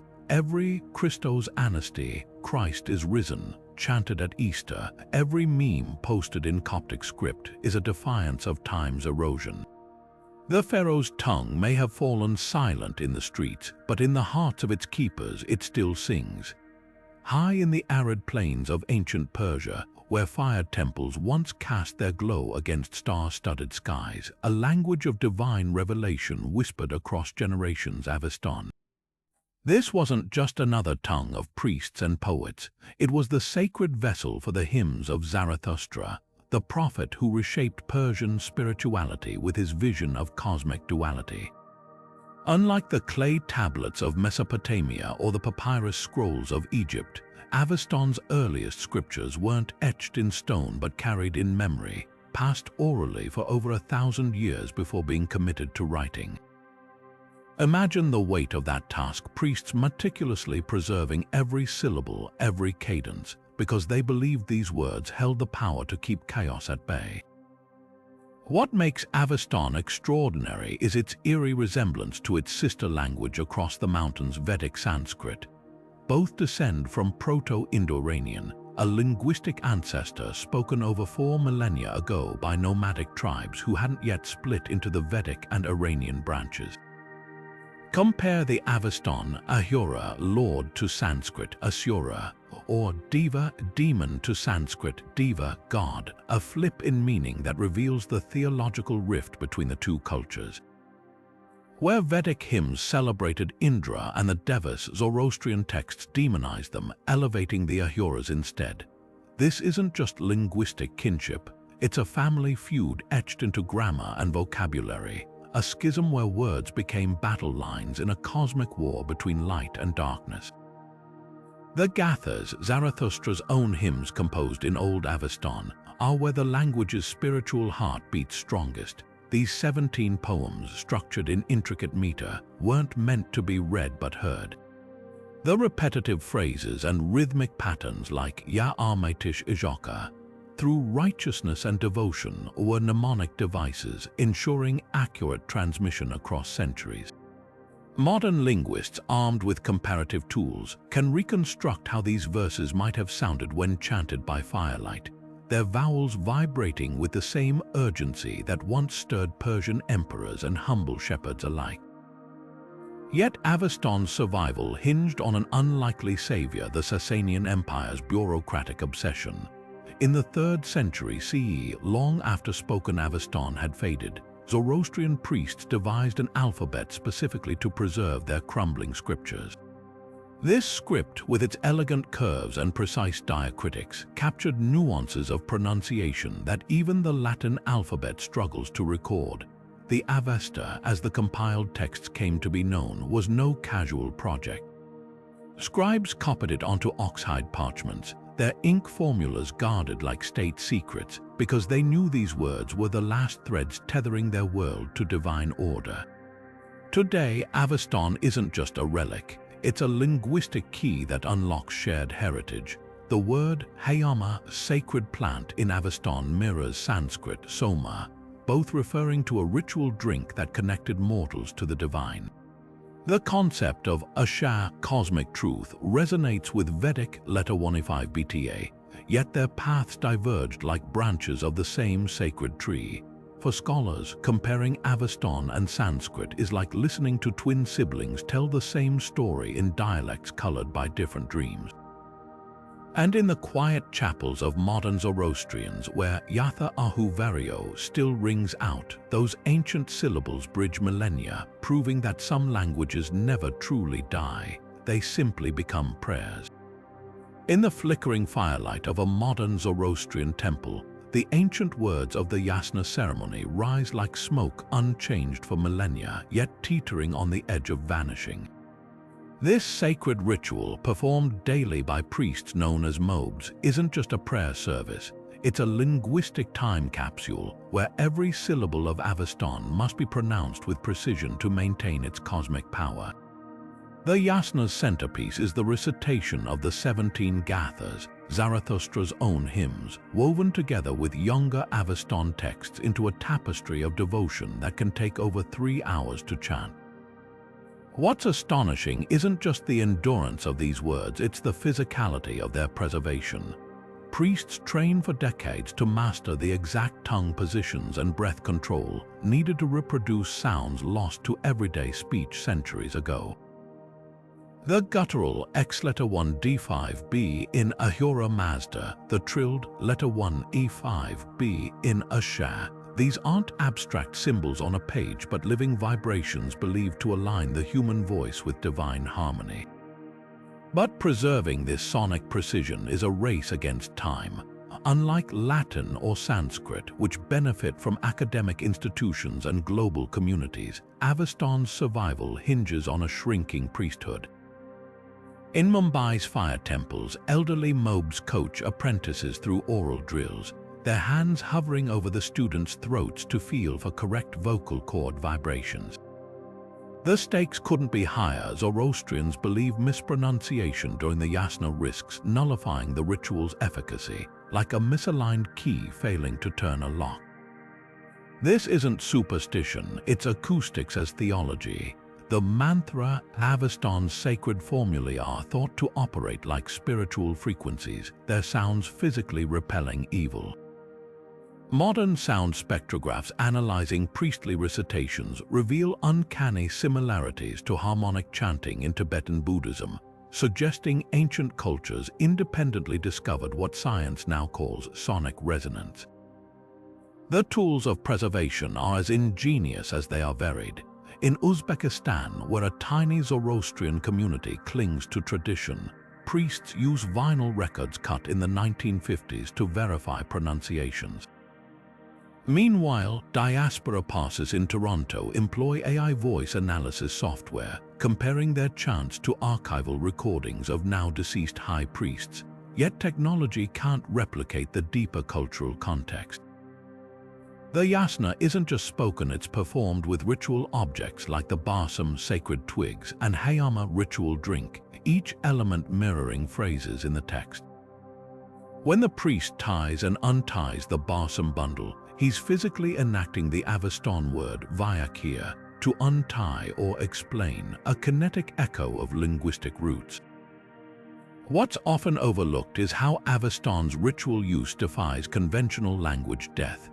Most extinct tongues fade from daily life before lingering in ceremonies, but Aveston skipped the vernacular phase entirely. It was always a liturgical language frozen in sacred time. This paradox makes its revival efforts unique. While Hebrew was resurrected as a spoken tongue, Aveston's power lies precisely in its unchanging nature. Young Zoroastrians learning it today aren't seeking conversational fluency but a connection to what they call the voice of the divine. In that tension between preservation and reinvention, between firelit temples and smartphone apps, Aveston continues to whisper its oldest truth. Some words aren't meant to evolve, they're meant to endure. Beneath the cobblestones of modern Paris and the vineyards of Bordeaux lingers a ghostly whisper Gaulish, the Celtic tongue of ancient France, spoken by the tribes Julius Caesar called brave but unruly. Unlike the monumental inscriptions of Latin or Greek, Gaulish survives in tantalizing fragments, curses scratched onto lead tablets, merchant tallies etched in pottery shards, and the solemn dedications of warriors to gods whose names now fade into myth. These shards of language paint a portrait of a sophisticated Celtic world where druids memorized verses for years and bards sang of heroes long before the Romans penned their histories. What makes Gaulish particularly fascinating is how it hides in plain sight encoded in the very geography of France. River names like Sequana, the Seine, and Liger, the Loire preserve Gaulish roots, while cities from Lyon, from Lugdunum, fort of Lug, the Celtic god of light, to Rheims Duracortorum, round fortress, are linguistic fossils of a lost world. Even everyday French words betray this ancestry. The Gaulish charis gave French char cart, and Brea's trousers come straight from the cloth the Celts wore under their battle cloaks. Latin may have buried Gaulish, but like stubborn wildflowers, Celtic words pushed through the cracks. The rediscovery of Gaulish owes much to two extraordinary finds: the Coligny calendar, a bronze plaque marking the Celtic lunar year with intricate notations, and the Chamelier's curse tablet, a lead sheet imploring the god Maponos to strike down an enemy. The calendar's abbreviations MID for Midsummer's summer and Giam for winter reveal a people deeply attuned to seasons, while the curse's raw plea, "Destroy my foes, I beg you," echoes with very human desperation. These aren't dry records, they're intimate glimpses into how Gauls marked time and sought justice. Deciphering Gaulish is like assembling a puzzle with half the pieces missing. Since it was rarely written before Roman conquest, scholars rely on Gallo-Latin inscriptions texts where Gaulish words were forced into the Latin alphabet, often with creative spelling. A 1st century potter's inscription reading, Segamaros Vilonios Tuiusius Namasotis Ioru Belisami, Segamaros, son of Vilu, citizen of Nims, offered this to Belisama, shows Gaulish grammar peeking through Latin structure, like a Celtic knot woven into Roman stone. The language's fate mirrors the cultural conquest of Gaul itself. By the 4th century CE, Gaulish had retreated to rural enclaves, then vanished entirely, but not without leaving traces. The famous alouette lark in the French children's song may descend from Gaulish alauda, a word so melodic even Roman legions adopted it for their helmets' plumes.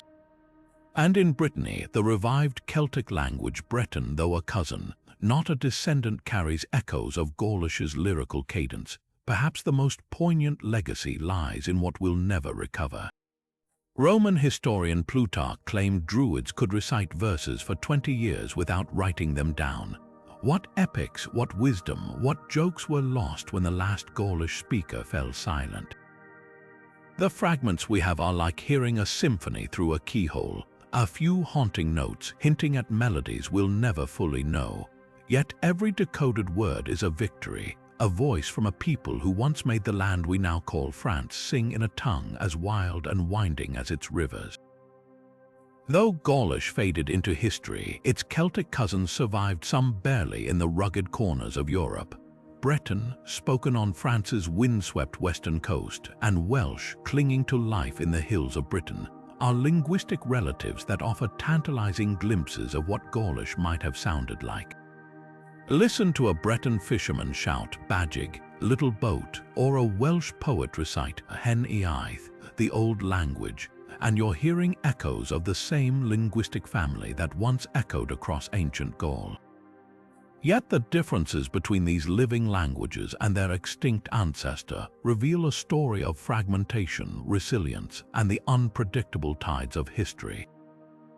Breton, in particular, is a puzzle wrapped in a paradox.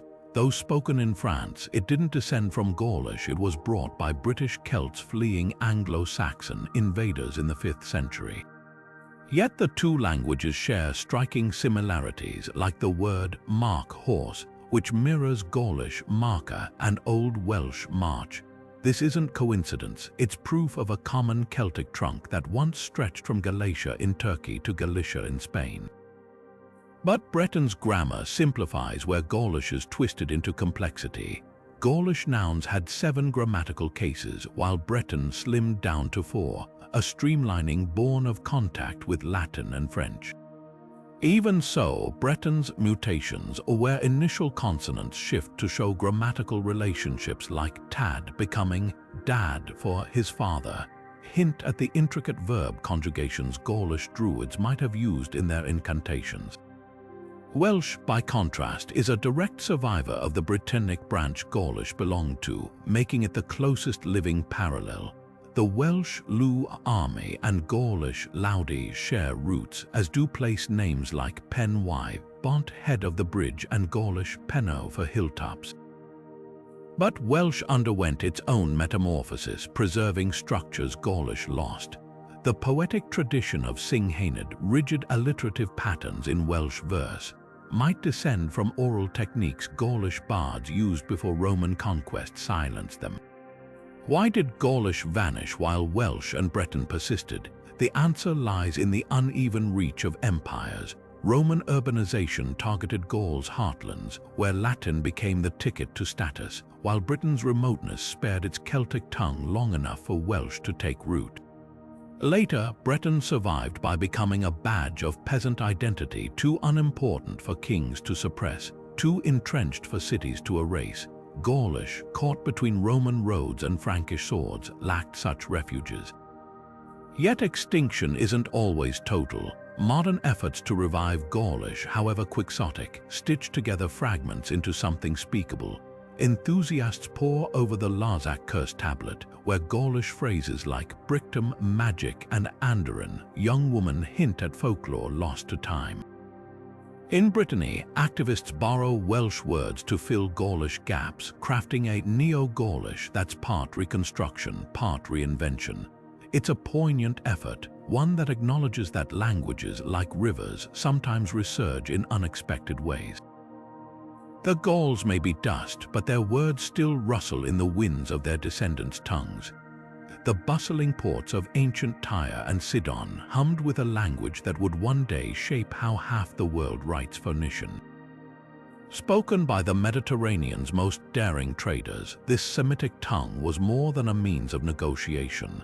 It was the engine behind an innovation so transformative, we still use its legacy every time we text or type the alphabet. Unlike the convoluted cuneiform of Mesopotamia or Egypt's hieroglyphs, Phoenician script was elegantly simple 22 consonant symbols, each representing a single sound, scratched onto papyrus or pottery with brisk efficiency. This wasn't just writing, it was commerce distilled into letters, a system so adaptable that Greek sailors would later tweak it to include vowels, birthing the script that evolved into Latin, Cyrillic, and even the letters you're reading now. Phoenicians' genius lay in its portability. As merchant ships crisscrossed the Mediterranean, their cargo holds carried more than purple dye and cedar wood. They bore clay tablets and wax boards marked with transactions, contracts, and inventories. A single shard found in Sardinia records a shipment of olive oil, its crude letters reading Elden Elshm, to the Lord a jar of oil. These weren't royal decrees or temple hymns, they were the gritty paperwork of globalization, proof that Phoenician thrived not in palaces but in dockside warehouses. The language's spread wasn't conquest by sword but conquest by ledger, its syllables seeping into Cyprus, Malta, and Carthage like ink blotting across parchment. Carthage, Phoenicia's most famous colony, became a linguistic crucible. Here, Punic, a dialect of Phoenician, evolved into a tongue so robust that even after Rome burned the city to the ground in 146 BCE, it lingered in North Africa for centuries. Saint Augustine, writing in the 4th century CE, mentioned Punic being spoken by peasants near Hippo Regius. Imagine farmers tending olive groves in the shadow of Roman aqueducts, still counting harvests in the language of Hannibal's ancestors.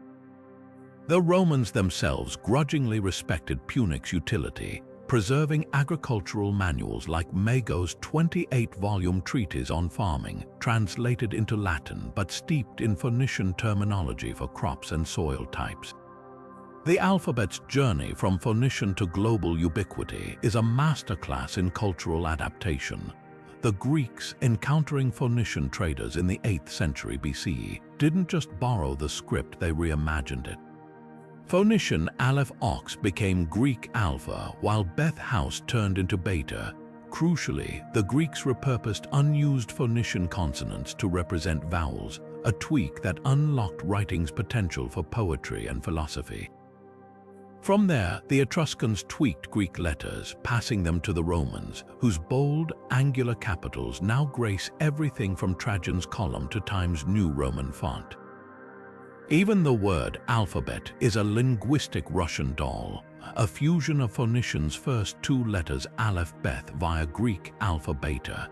Yet Phoenician itself left few literary traces, no epics, no legal codes.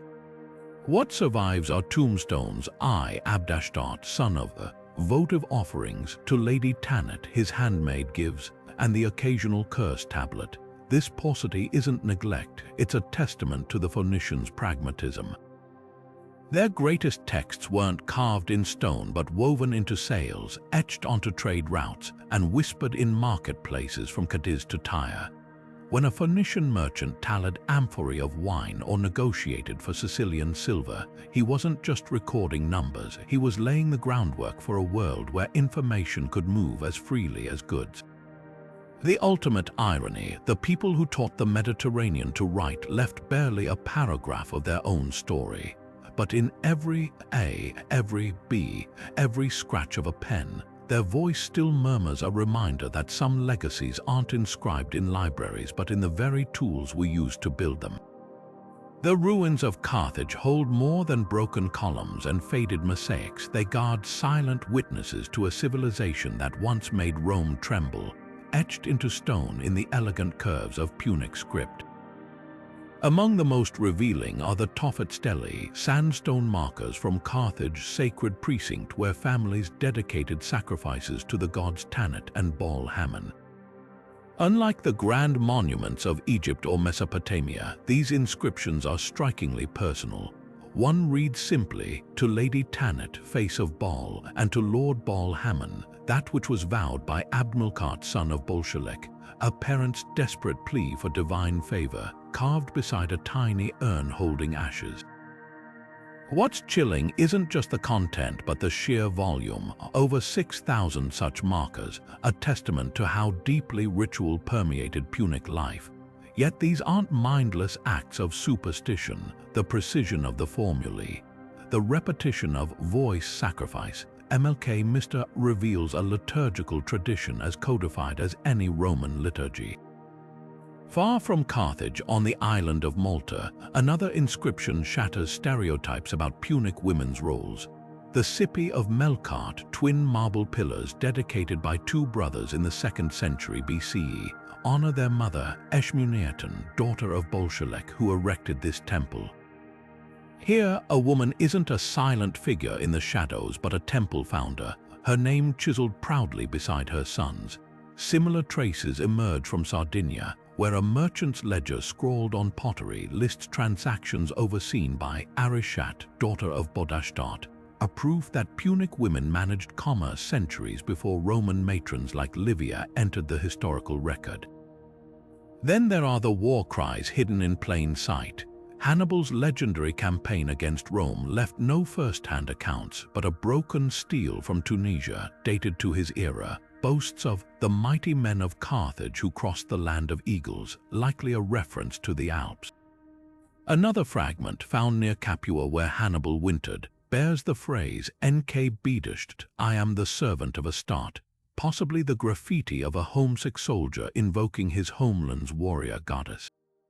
These aren't just linguistic relics, they're emotional snapshots of an army that marched on Rome's doorstep, their voices preserved not in historians' pages but in their own hurried strokes. The most haunting finds, however, come from the wreckage of Carthage's destruction. Amid the charred layers of 146 BCE, archaeologists unearthed a lead curse tablet targeting Roman officials by name, its Punic script twisted into a spiral, a physical manifestation of binding magic. Nearby, a shard of pottery bears a scribe's practice alphabet, the letters growing shaky as the siege tightened. In that childlike handwriting, we see the urgency of a people trying to preserve their identity even as walls crumbled. Yet Punic refused to die with Carthage. Centuries later, in Augustine's North Africa, peasants still swore by Tophet's oath, and Roman garrisons stationed in the Sahara traded with Berber tribes who wrote Punic alongside Tifinagh script. The language's final gasp may be a 5th century CE mosaic from Libya, where a wealthy landowner labeled his vineyards with Punic letters, a nostalgic affectation like a modern billionaire naming his yacht in Latin. What these inscriptions reveal isn't just grammar or vocabulary but a worldview. The Phoenicians didn't write epics, they wrote receipts, curses, and dedications, the stuff of daily life elevated by time into poetry. Every deciphered word is a counterpoint to Rome's smear campaigns, proof that Carthage was never the mercenary city Cicero decried but a place where mothers built temples, merchants kept meticulous records, and soldiers whispered prayers to Astarte under Italian stars. The stones may be broken, but the voices, against all odds, still speak. Akkadian was the beating heart of the ancient Near East, a language so pervasive that kings corresponded in it, merchants haggled in it, and gods were worshipped in it across empires for over 2,000 years. Unlike the isolated whispers of Etruscan or the ritual murmurs of Avestan, Akkadian thrived in the chaos of trade routes and the halls of power, adapting to the tongues of conquerors and the needs of everyday life.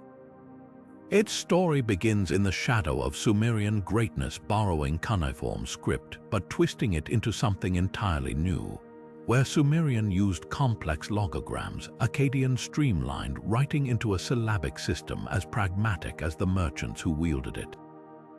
A single clay tablet from Mari, recording a shipment of cedar logs to Babylon, shows this linguistic alchemy in action.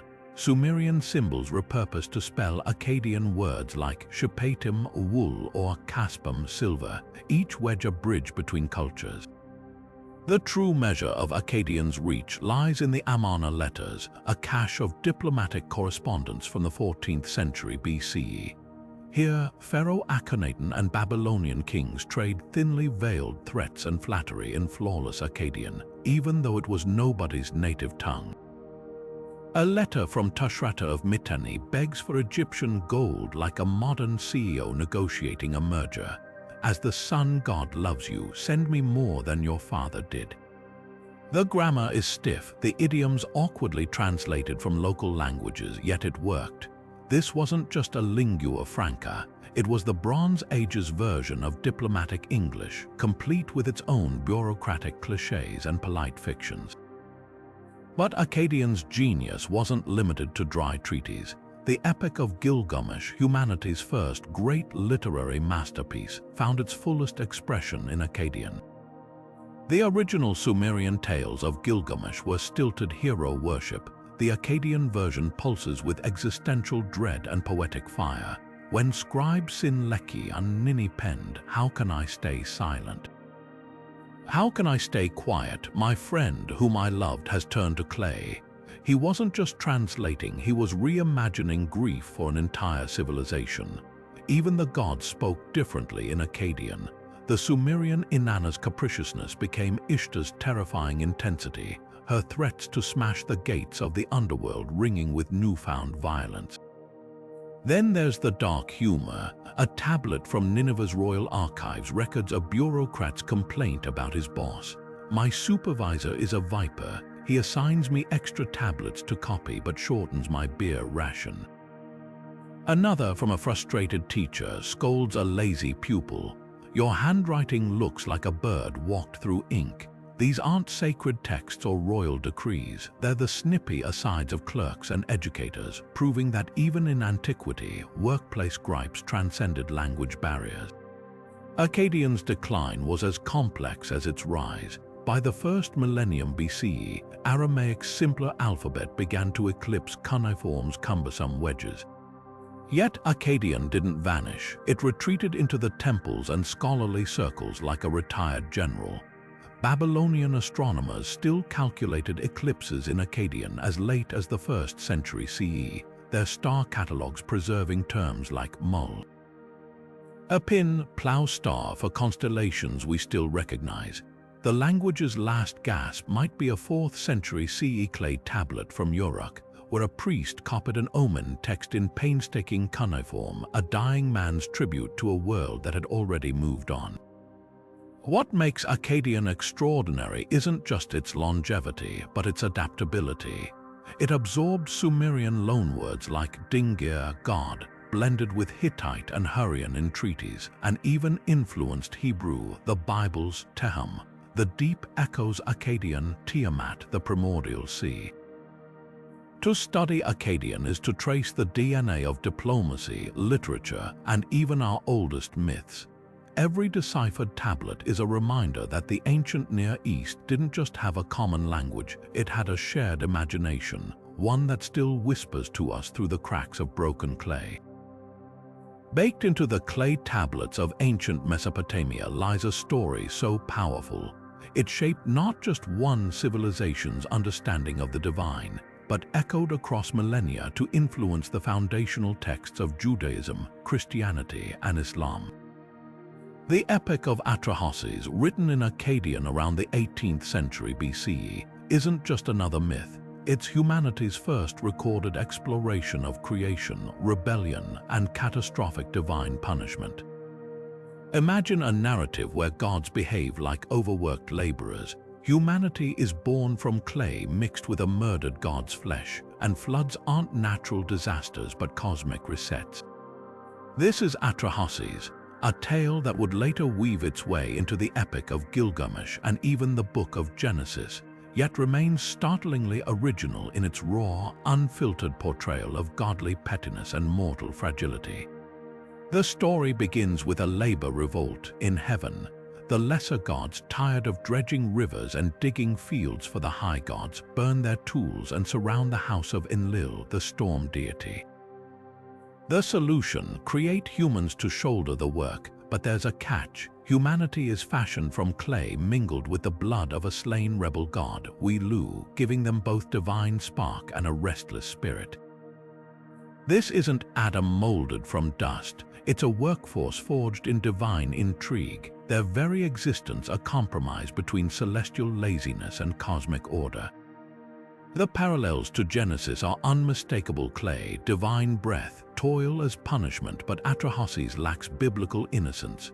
Humans aren't fallen, they're engineered for exploitation, their suffering baked into the blueprint of creation. Then comes the flood. Unlike Noah's righteous salvation narrative, Atrahasis paints the deluge as divine exasperation. Humanity's noise, their unchecked growth and clamor disturbs Enlil's sleep. After failed attempts to thin their numbers with plagues and droughts, the gods vote to drown them all. But one dissenter, the clever god Enki, whispers the plan to Atrahasis Akkadian for exceedingly wise, instructing him to build an ark. When the waters recede, Enlil's fury at the survivors is tempered by a grim compromise. Humans will now face mortality, infertility, and stillbirths to keep their numbers in check. It's a chilling alternative to Genesis' rainbow covenant here. Suffering isn't a consequence of sin, but a bureaucratic adjustment to divine management. What makes Atrahasis revolutionary isn't just its plot, but its theological audacity. The gods here aren't omnipotent or just, they're flawed, emotional, and at times shockingly inept. Enki schemes behind Enlil's back like a celestial lobbyist, while the mother goddess Nintu weeps for the humans she helped create, her grief a rare moment of divine empathy. This complexity ripples through later Mesopotamian texts. The flood tablet from Gilgamesh borrows Atrahasis' ark building scene verbatim, while the Enuma Elish repurposes its themes of divine labor disputes into a grand cosmic battle. Even the Hebrew Bible's flood narrative, while sanitized, can't hide its Mesopotamian roots. The Hebrew word for ark, teva, likely derives from the Akkadian, letter 1e6 circumflex, a type of coracle, a linguistic fossil of cultural exchange. Beyond mythology, Atrahasis influenced legal and medical traditions. The idea of humans bearing a divine spark, Etemu, shaped Akkadian ghost beliefs, where the restless dead required feeding through ancestor rituals. Medical incantations invoked Atrahasis' creation myth to heal sickness, treating disease as a remnant of the god's original design flaws. Even the laws of Hammurabi, with their emphasis on social order, reflect Atrahasis' underlying theme. Humanity exists to serve higher powers, but those powers owe them protection in return. The most haunting legacy of Atrahasis, though, is its modernity. Its gods aren't paragons of virtue, but petty CEOs outsourcing drudgery. Its flood isn't moral correction, but divine noise control. In an age of climate crises and AI debates, Atrahasis feels less like a relic and more like a mirror, asking us who bears the burden of progress and who decides when enough is enough. The story survived not because it was comforting, but because it dared to ask questions we're still answering today. When scribes copied Atrahasis onto tablets for 2,000 years, they weren't just preserving a myth, they were passing down a warning, etched in clay and whispered in the syllables of a language long gone but never silent. From the cryptic whispers of Etruscan funeral inscriptions to the haunting hymns of the Hurrians, from the administrative genius of Sumerian cuneiform to the mercantile precision of Phoenician script, these 30 forgotten languages aren't just relics of the past.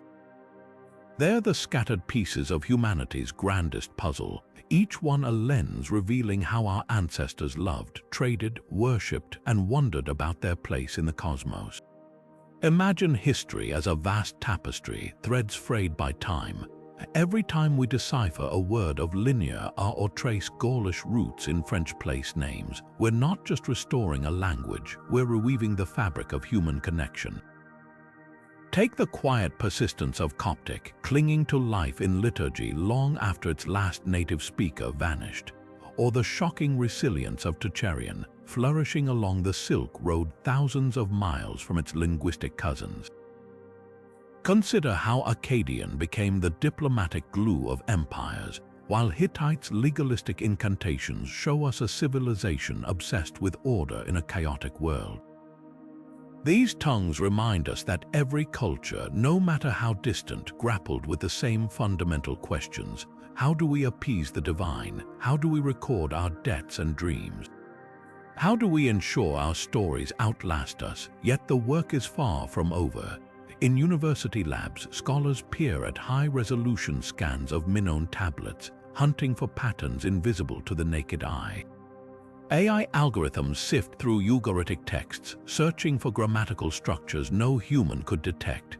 Volunteers transcribe crumbling manuscripts of Old Norse sagas, while indigenous communities from the Andes to Siberia fight to revive ancestral languages on the brink of silence.